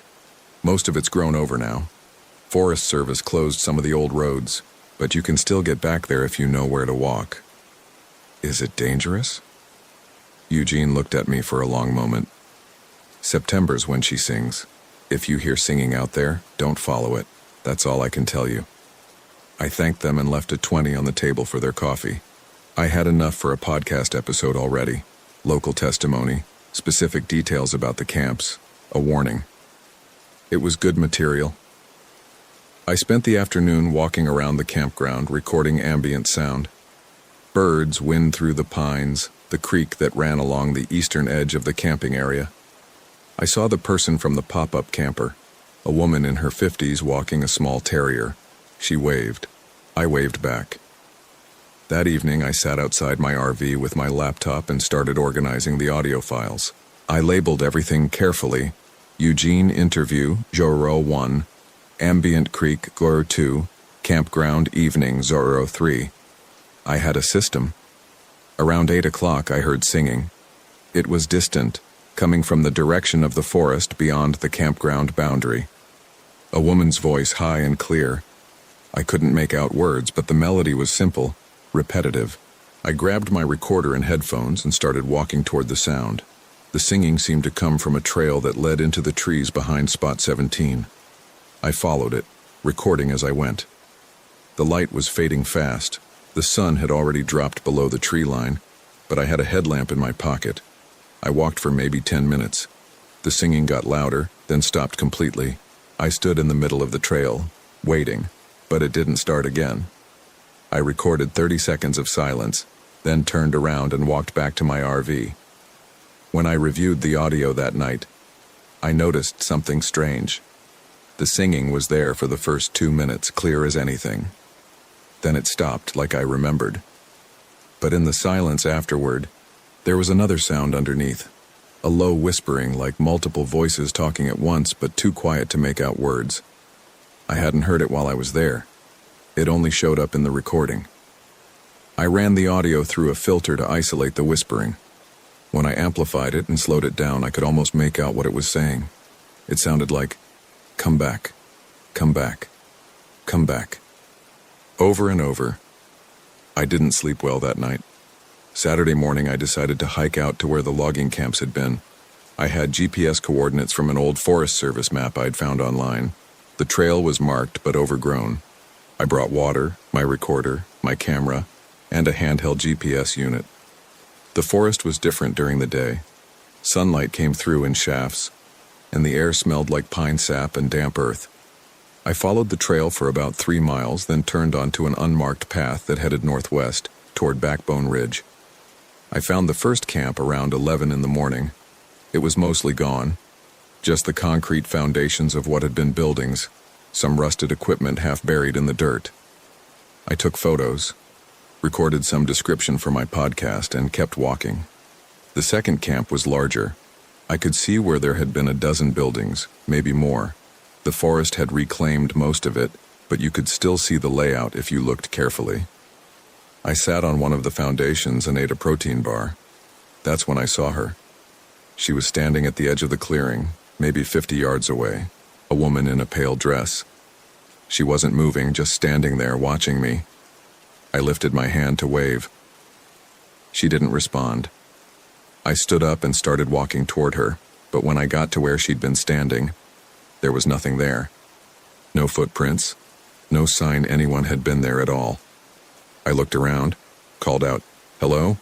a few times, but got no response. I checked my GPS. It was spinning, the coordinates changing randomly, the compass needle swinging in circles. I tried to restart it, but it wouldn't turn back on. I used my phone's GPS instead. It worked fine, showed exactly where I was. I marked the location and started walking back to the campground. I got lost anyway. The trail I'd taken in should have been easy to follow. I'd marked it on my GPS before it died, but every time I thought I was heading the right direction, I'd end up in a part of the forest I didn't recognize. I walked for 3 hours, getting more and more frustrated, before I finally stumbled onto a Forest Service road and followed it back to the campground. It was almost dark when I got back. I was exhausted, frustrated, and starting to feel uneasy about the whole situation. That night I reviewed my camera footage. I'd been recording video while I walked just in case I wanted to use it for promotional material. When I got to the part where I saw the woman in the clearing, I watched it 3 times. She was there in the video. But in the video she was closer than I remembered, maybe 20 yards away instead of 50. And she was smiling. A wide, fixed smile that didn't change the entire time I was looking at her. I hadn't noticed the smile when I was there in person. I zoomed in on her face in the footage. Her eyes didn't blink, not once. She just stood there smiling, not blinking, while I waved at her and then walked toward her. When I got to the part where I reached the spot where she'd been standing, the video showed something I hadn't seen in person. For just a frame or two, less than a second, she was visible behind me, still smiling, before the camera panned away. I closed my laptop and sat in the dark for a while. Sunday morning I drove back into Woodworth. I wanted to talk to Eugene again, ask him more about what happened to the men who came back different. But when I got to the diner, the waitress said Eugene hadn't been in. She gave me his address, a house on the edge of town. I knocked on his door for 5 minutes before his wife answered. She looked tired, older than I'd expected. "Eugene's not feeling well," she said. "He can't have visitors. I'm sorry to bother you. I talked to him yesterday about the logging camps. I just had a couple follow-up questions." She looked at me for a long moment. "You went out there, didn't you, to the camps?" "Yes, ma'am." "Did you see her?" I didn't answer right away. She nodded, like my silence was confirmation enough. "Eugene went out there once," she said. "Back in 1967, he was with his brother. His brother didn't come back. Eugene did, but he's never been the same. He has nightmares. He sees things that aren't there. Yesterday after you left, he got worse. Started talking about hearing singing. I had to call the doctor. I'm sorry, I said. I didn't mean to. You should leave, she said. Leave the forest. Leave the town. Don't finish whatever you're doing, just go. She closed the door. I drove back to the campground. I was starting to think she was right. Maybe I should just pack up and leave. But I had a podcast episode to finish. I had listeners expecting new content, and part of me, the part that had been doing this for 3 years, didn't want to give up on a good story. That afternoon, I walked around the campground trying to clear my head. The woman with the pop-up camper was sitting outside, reading a book. I walked over and introduced myself. Her name was Diane. She'd been camping here for 2 weeks, she said. She came every September. Do you know about the legend? I asked. The singing widow? She looked up from her book. Everyone who camps here knows about it. Most people think it's just a story. What do you think? I think the forest is old, older than the logging camps, older than the town. I think there are things in it that don't make sense, but I don't worry about them. They're part of the place. Have you ever heard singing? She smiled. Every night. I stared at her. And that doesn't bother you? Why would it? It's beautiful. You should listen to it sometime. Really listen, I mean. Don't just record it, actually hear it. Something about the way she said it made my skin feel cold. When did you start camping here? I asked. Oh, I don't remember exactly. A long time ago. Time doesn't work quite right out here. Her dog came over and sniffed my hand. I petted it and the dog growled. Diane laughed. He doesn't usually do that, she said. He must sense something about you. I went back to my RV. That night I couldn't sleep. I lay in bed listening to the air conditioner, but underneath it I could hear singing. Faint, distant, but definitely there. The same melody I'd heard Friday night. I got up and looked out the window. The campground was dark except for a single light near the bathroom facilities. I could see Diane's pop-up camper. The lights were off. Then I saw someone standing between my RV and the camper, a woman in a pale dress. She was just standing there perfectly still, facing my RV. Even from inside, even in the dark, I could see she was smiling. I watched her for maybe 5 minutes. She didn't move at all, didn't shift her weight, didn't turn her head, just stood there. I turned on my outside lights, and she was gone. I didn't sleep after that. Monday morning, I decided I was done.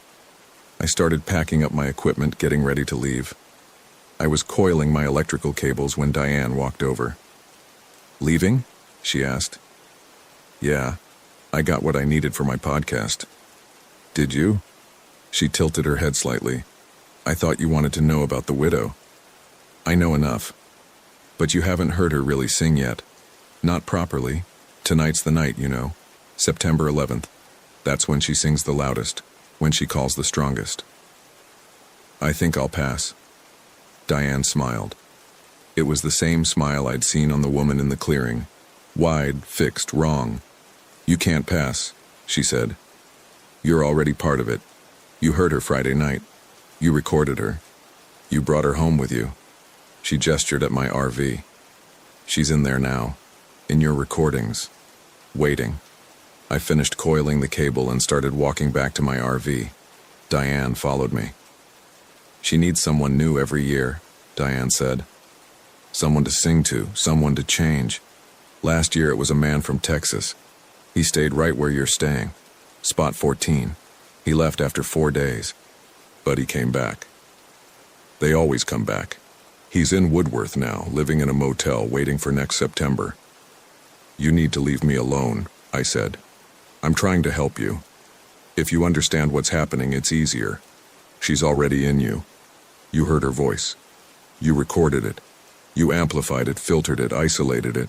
You let her all the way in. Tonight she'll call you out to the forest, and you'll go because you won't be able to stop yourself.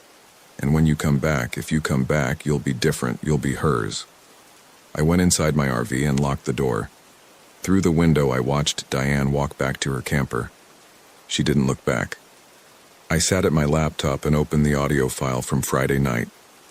The singing was there, just like before, and underneath it, the whispering, "Come back, come back, come back." I tried to delete the file. The computer froze. I forced it to shut down, but when I started it back up, the file was still there. I tried again. Same result. I unplugged my laptop, pulled out the battery, let it sit for 10 minutes. When I powered it back on, the file was still there. And when I looked at the other files in my folder, I saw something that made my hands shake. There were new files I hadn't recorded. Audio files dated from the past 3 days with names I hadn't created. Ben Walker listening, Zorro 1.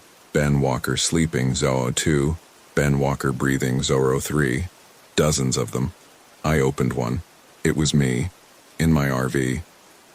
I could hear myself moving around, hear the sounds of me editing audio, hear myself talking to myself the way I sometimes did when I was working. But I hadn't recorded any of this. Someone else had.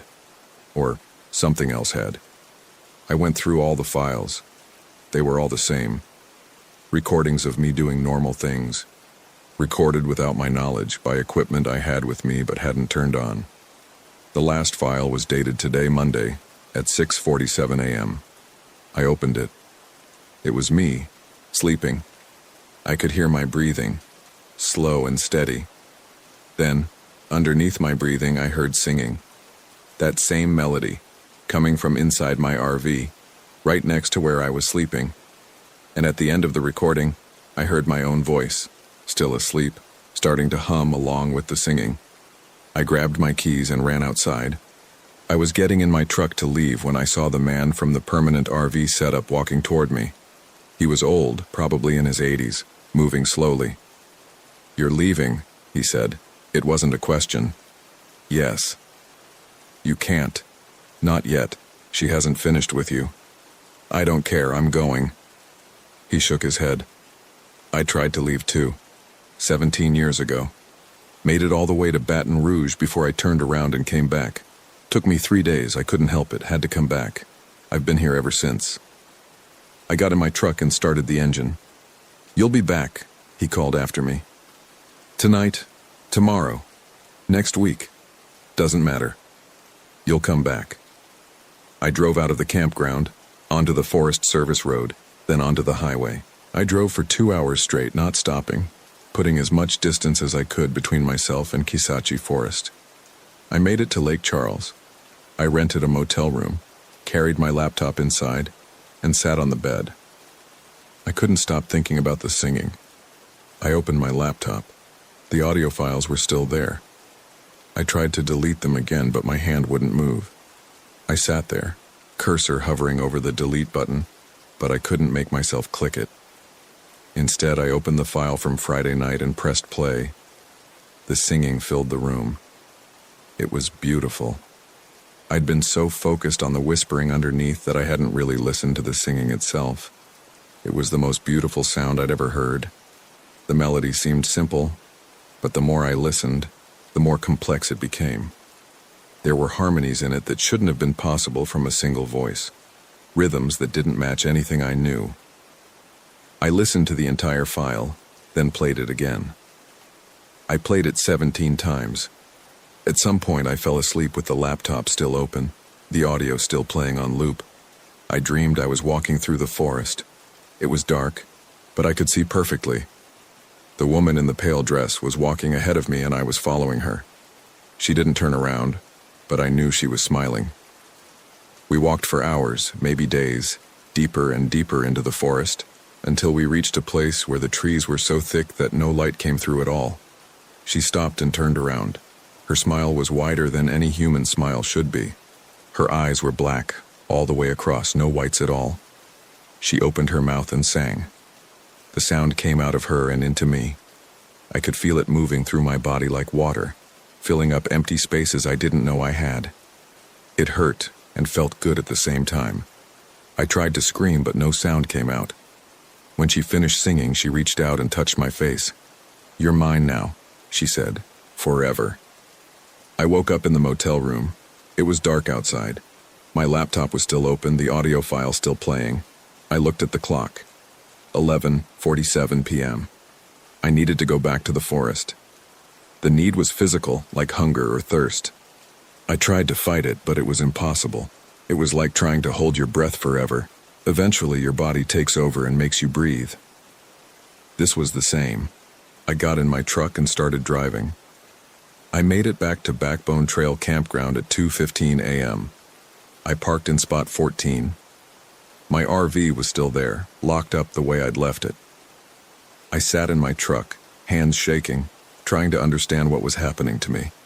Then I heard the singing. It was coming from the forest, from the same direction as before. I got out of my truck and started walking. I didn't bring my recorder this time.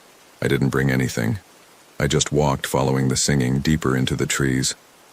The moon was almost full, and the light came through the branches in silver patches. I could see the trail clearly. I walked for what felt like hours, though it might have been minutes. Time was doing something strange. I reached the clearing where I'd seen the woman on Saturday. She was there again, standing in the same spot, wearing the same pale dress, still smiling. I walked toward her. She didn't move. When I was 10 feet away, she spoke. "You came back." I couldn't help it. "No, you couldn't. You're mine now. You heard my song. You recorded it. You amplified it. You let me inside you. Now you belong to me." "What are you?" "I'm the widow. I'm the song. I'm what happens when people forget to be afraid of the forest. I've been here longer than the trees. I'll be here after they're gone. What do you want from me?" "The same thing I want from all of them. To sing through you, to live through you, to make you part of the song." She reached out her hand. I wanted to run, but I couldn't move. "It doesn't hurt," she said. "Not much. You just forget things. Little things at first. Your name, your birthday, where you came from. Then bigger things, who you were, what you wanted, why you're afraid. Eventually you forget everything except the song, and then you're mine completely." She touched my face. Her fingers were cold. "You'll go back to your RV now," she said. "You'll finish your podcast episode. You'll tell people about me. You'll play my song for them, and some of them will listen, really listen. And they'll come here, and I'll have them too." "No," I said. But even as I said it, I knew it was a lie. "Yes," she said, "because you can't help it. The song is in you now. It's part of you. You need to share it. You need others to hear it. That's what the song does. It spreads, it finds new voices, it grows." She leaned close and sang directly into my ear.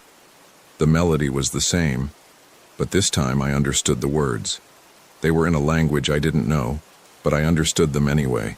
They meant, "Come back, come back, come back forever." Everything went black. I woke up in my RV. It was morning, Tuesday. My laptop was open on the table and I was wearing headphones.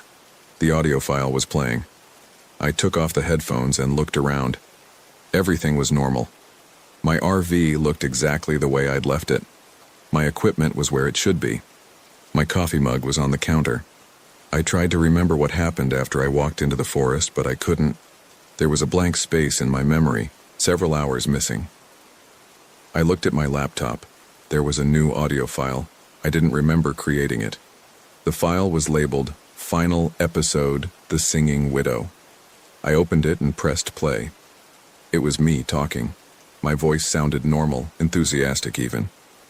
I was describing the legend of the singing widow, interviewing Eugene, talking about the old logging camps. The podcast episode was finished. completely edited with music and everything. I'd done a professional job. At the end of the episode, I'd included the singing. The full recording from Friday night, unfiltered, no analysis, just the pure sound of her voice. And at the very end, I heard myself say, "If you've enjoyed this episode of Forgotten Folklore, please share it with your friends. The best way to support the show is to spread the word. Let others hear these stories. Let them experience the legends for themselves." I checked my podcast platform. The episode was already uploaded, published at 4:23 a.m., while I was unconscious or asleep or whatever I'd been. It had been live for 3 hours. 47 people had already listened to it. I tried to delete it, but I couldn't make myself click the button. My hand wouldn't do it. I tried to log out of my account, but my fingers typed the wrong password over and over. I tried to close the laptop, but I just sat there, staring at the screen, watching the download numbers increase. 53 people, 61 people, 74 people. I sat there all day, watching the numbers go up. By evening, 230 people had listened to the episode. That night I heard singing again, but this time it wasn't coming from the forest. It was coming from inside my RV, from my own throat. I was singing her song. I couldn't stop. I sang for hours. I recorded myself singing. I uploaded the recordings to my podcast feed as bonus content. More people listened.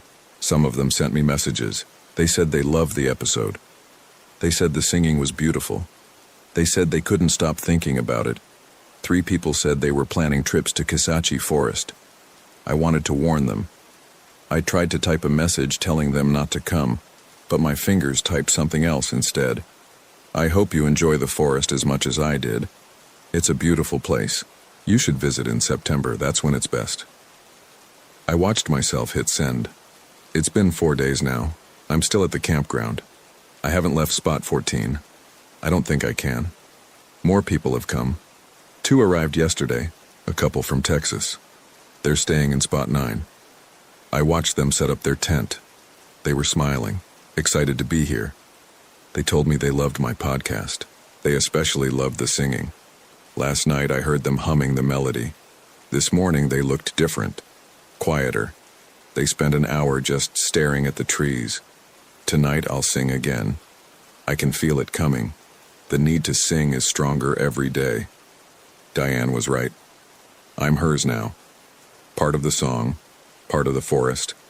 I'm recording this and I'm going to add it to my podcast feed, not as a warning. I can't make it a warning even though I want to. The song won't let me. I'm going to title it The Last Episode, and I'm going to tell people it's a special behind-the-scenes look at what really happened in Kisachi Forest. I'm going to tell them to listen carefully, to really hear the singing, and some of them will. Some of them will listen, and they'll understand, and they'll come here. She's always hungry for more voices. I can't remember my mother's name anymore, or where I grew up, or why I started the podcast in the first place. But I remember the song. I'll always remember the song. If you're listening to this, you'll remember it too. Come back, come back, come back. I'll be waiting.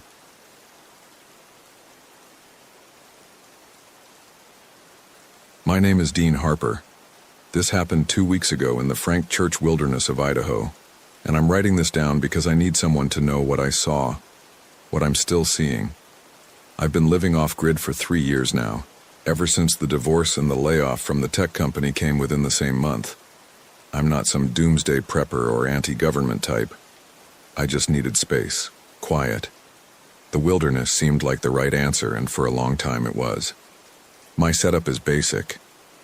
A 32-foot RV I bought used, parked on a few acres I lease from a rancher who doesn't ask questions as long as I pay cash twice a year. Solar panels on the roof. Propane for heat and cooking. A well I dug myself. I'm about 40 miles from the nearest town, which is really just a gas station and a post office. The Frank Church wilderness spreads out to the north of my property. 3 million acres of nothing. I hunt, I fish, I read, I chop wood. I maintain the RV and the generator I keep as backup. It's simple. It's supposed to be simple. The first time I saw him was October 4th. I keep a log of everything: weather, maintenance, supplies. It's habit from my old job where everything had to be documented. That morning was clear, temperature around 40 degrees. I was splitting wood behind the RV when I got that feeling. You know the one, when you just know someone's watching. I turned around and saw a man standing at the edge of the tree line, maybe 50 yards away. He was just standing there, facing me. I raised my hand to wave, figuring maybe he was a hiker who'd gotten turned around. The wilderness boundary is only about a quarter mile from my spot. He didn't wave back, didn't move at all. I stared at him for probably 30 seconds, then bent down to grab another log. When I looked up again, he was gone. I thought about it while I finished the wood. It bothered me, but I couldn't say exactly why. Maybe because I hadn't heard him leave. The forest floor is loud in autumn. Dry leaves, twigs, that kind of thing. You can hear a deer coming from 100 yards away. That night I heard footsteps outside the RV. I was reading, probably around 11. The sound was distinct, boots on gravel circling from the front of the RV around to the driver's side. I grabbed my rifle and opened the door, flipping on the exterior floodlight I'd rigged up to the solar battery. Nothing. The light illuminated about 40 feet in each direction. Empty. I stood there in my socks and thermal underwear, rifle raised, feeling like an idiot. After 5 minutes, I went back inside and locked the door, checked the windows, all secure. I didn't sleep well. The next morning, I found boot prints in the mud near my water pump, size 11 or 12, work boots from the tread pattern. Definitely not mine. I wear 10s. The prints came from the direction of the woods, circled the pump, and went back the same way. Someone had been there. I spent an hour following the tracks. They led about 300 yards into the forest, then just stopped, not at a tree or a rock where someone might have stepped off to hide their trail. They just ended in the middle of a small clearing, like whoever made them had simply ceased to exist. I went back to the RV and got my phone. No service out here, but I keep it charged for emergencies. I can drive 20 minutes to a ridge where I sometimes get a bar or two. I wanted to call the sheriff's office, report a trespasser, but something stopped me. What would I say? Someone walked around my property at night? The prints ended mysteriously? They'd think I was paranoid. Hell, maybe I was. Instead, I decided to drive into town that afternoon. I needed supplies anyway, and I thought maybe I'd ask around about recent hikers in the area, see if anyone had mentioned seeing a camp nearby. The drive takes about an hour on the old logging roads. The truck handled it fine. I'd put good tires on it specifically for this terrain. I listened to a podcast about the Apollo program. Kept my mind off things. Town was dead, like always. I filled up at the gas station and went into the attached convenience store. Marcy was behind the counter. She's probably 60. Been running that place for 30 years. "Dean," she said, looking up from her phone. "Thought you fell off the earth." "Almost did. Need to stock up." I grabbed the essentials: canned goods, coffee, batteries, propane cartridges. While Marcy rang me up, I asked her if she'd seen any unfamiliar vehicles around. Hikers, maybe, or campers. "Funny you mention it," she said. "Sheriff was in here yesterday asking the same thing. Couple of tourists didn't come back from a day hike last week. Up near where you are, actually." My stomach tightened. "They find them?" "Not yet. Probably just got lost and wandered out somewhere else. Happens every year." She handed me my change. "You seen anybody out there?" I hesitated. "Maybe. Guy standing in the trees yesterday morning. Didn't get close enough to talk." Marcy's expression shifted slightly, something in her eyes.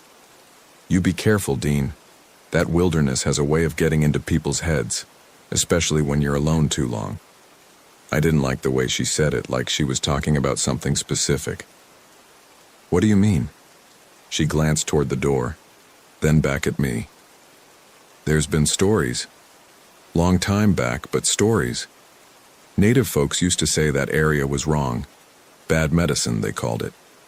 Said things lived in there that weren't quite right. Things. I'm just saying, people go in there and sometimes they don't come out the same. If they come out at all, She bagged my groceries. My advice? You see somebody again, you don't engage. You get in your truck and you come to town. Call the sheriff from here. I thanked her and left. Drove back toward my property with her words circling in my head. Bad medicine. Things that weren't quite right. The sun was setting when I pulled up to the RV. Everything looked normal.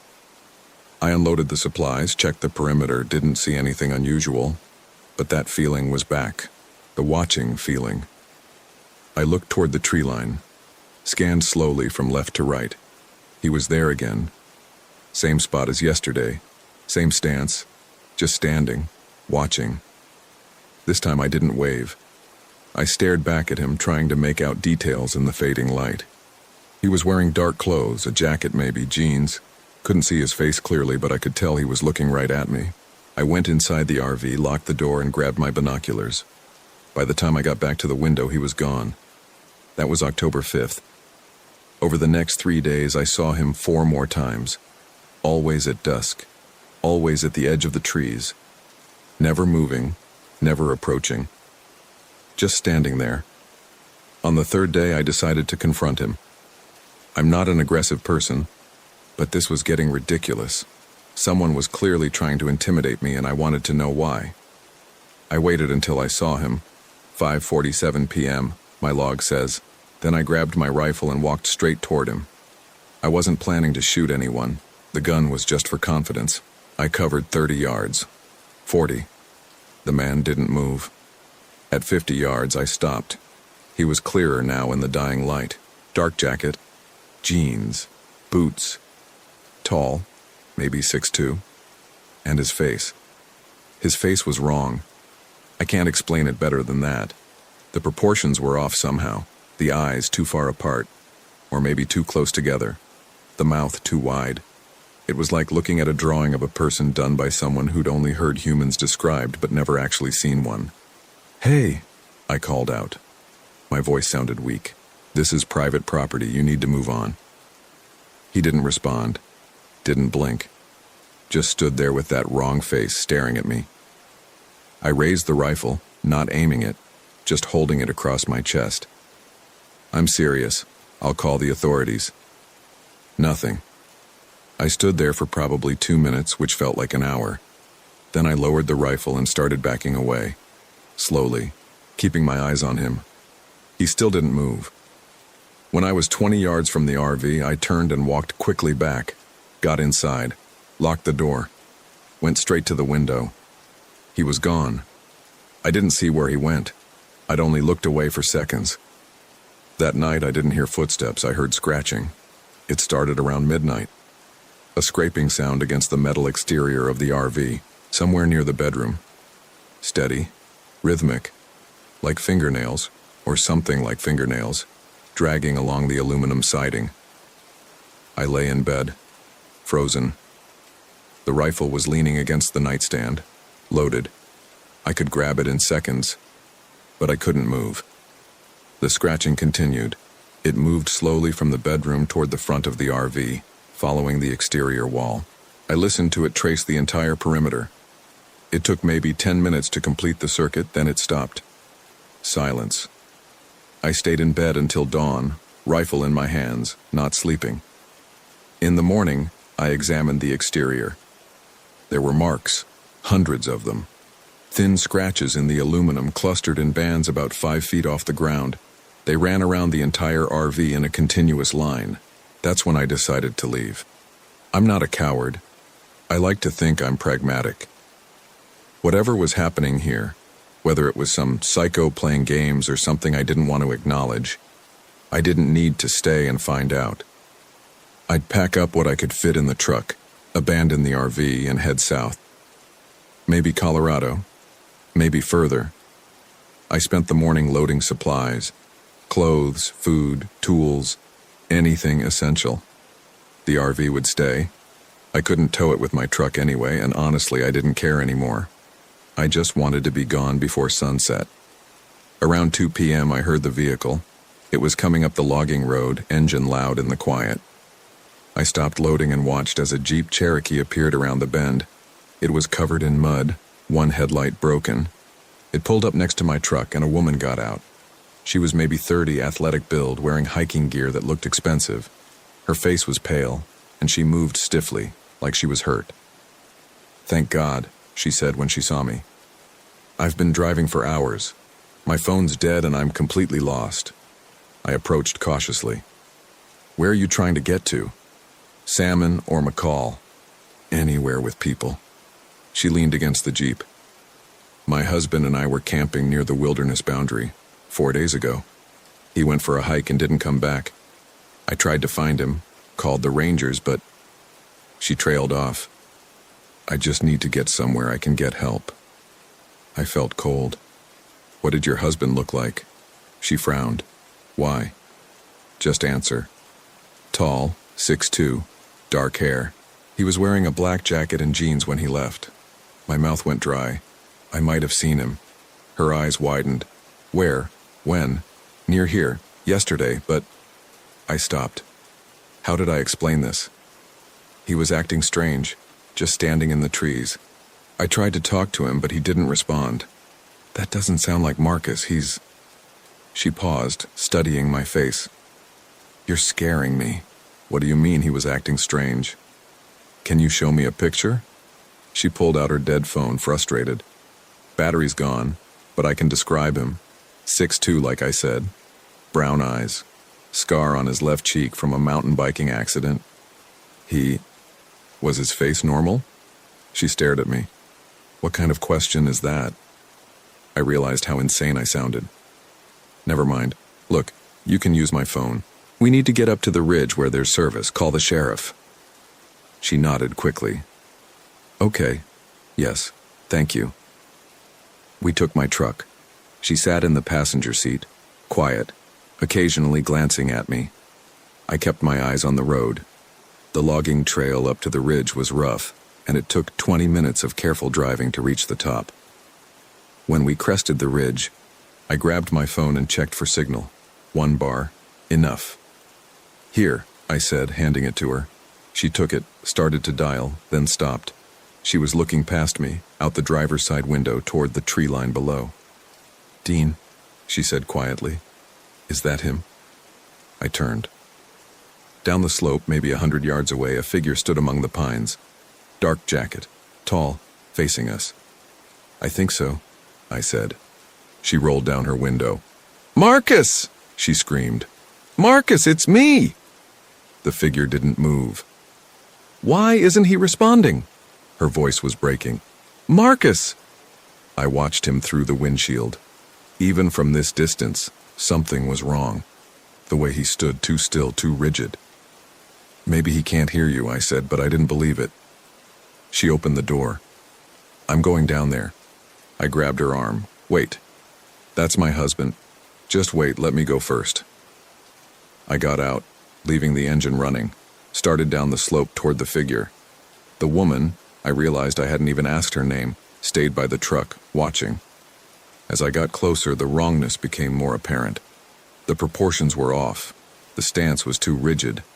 And that face, even partially shadowed by the trees, I could see it wasn't right. At 50 feet, I stopped. "Marcus?" No response. "Your wife is here. She's been looking for you." Nothing. Just that blank, wrong stare. I heard running behind me. The woman had left the truck. She was coming down the slope, moving fast, calling her husband's name. "Stop," I said, but she ignored me. She ran past me, closing the distance. 40 feet, 30, 20. The figure's mouth opened. I can't describe the sound that came out. It wasn't words. It wasn't any noise a human throat could make. It was wet and clicking and multi-layered, like several voices speaking at once, all of them wrong. The woman stopped dead. "Marcus?" The figure took a step forward, then another. Its movements were jerky, mechanical, like someone learning how to walk. "That's not your husband," I said. "We need to go. Now." But she was frozen, staring at the thing wearing her husband's face and clothes. It kept walking toward her, joints bending at angles that weren't quite right. I grabbed her arm and pulled. She resisted at first, then something in her broke and she let me drag her backward up the slope. The figure followed. Not running, just walking in that horrible, stuttering gait. We reached the truck. I shoved her toward the passenger side and got behind the wheel, threw it in reverse and floored it, spinning rocks and dirt as we backed up the ridge. The figure stood there watching us go. As we crested the ridge and started down the other side, I looked in the rearview mirror. There were more of them now. 5 or 6 standing in a line among the trees. All tall, all still, all watching. The woman was crying. I focused on driving, getting us back to my property. We needed to get out of here entirely, but I had gear at the RV I couldn't leave behind. When we pulled up, everything looked normal. Late afternoon sun casting long shadows. My half-loaded truck bed, the RV with its scratched sides. "Stay here," I said. "I need to grab a few more things, then we're leaving." She nodded, not speaking. Her face was completely white. I got out and headed for the RV. The door was open. I'd locked it. I was certain I'd locked it. I approached slowly, rifle raised, pushed the door wider with the barrel. Inside, everything was wrong. The furniture had been rearranged. My books were on the floor, pages torn out and scattered. The bed was stripped, sheets piled in the corner, and on the walls, scratched into the paneling, were symbols. Crude, repetitive patterns that hurt to look at. I backed out and returned to the truck. The woman was gone. "Hey," I called. "Where are you?" No answer. I circled the truck. Her door was open. No sign of her. I checked the truck bed under the vehicle. Nothing. This isn't funny.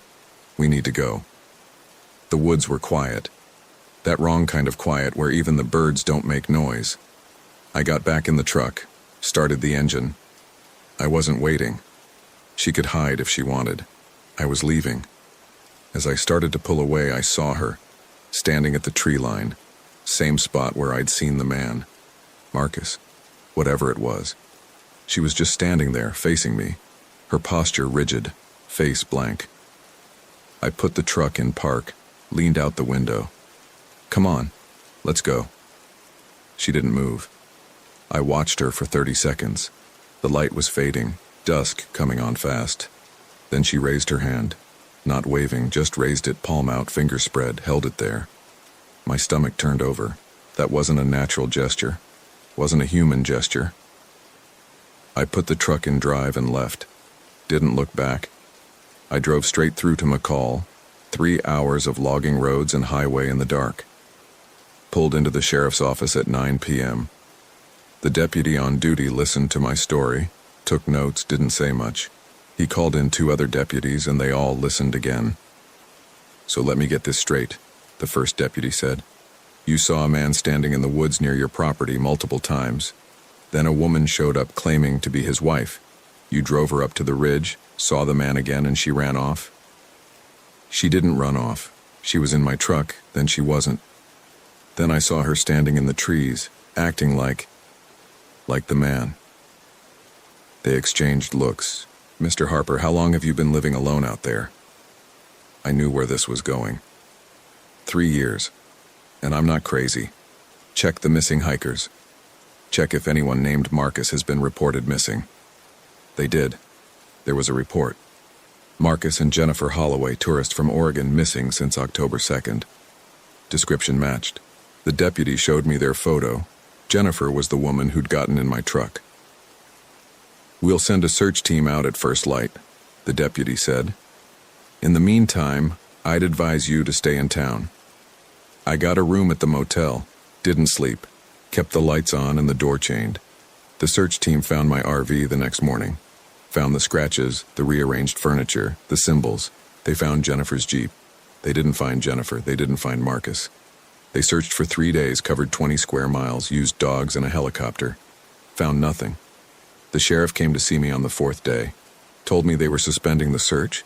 Said I was free to go back to my property if I wanted, but they'd be keeping an eye on the area. I didn't go back. I stayed in McCall for a week, trying to figure out what to do. My money wouldn't last forever in a motel. I needed to make a decision. On October 15th, I drove back, just to get my stuff. I'd sell the property, sell the RV if I could, and move on. Start over somewhere else. When I pulled up, the RV looked untouched. No new damage. The scratches were still there, but nothing had been disturbed since the sheriff's team left. I spent 2 hours loading everything I could: clothes, tools, books, my laptop, piled it all in the truck bed and covered it with a tarp. As I was finishing, I noticed something: my woodpile behind the RV. It was arranged differently. The logs I'd split were stacked in a new pattern. Neat, precise, too precise.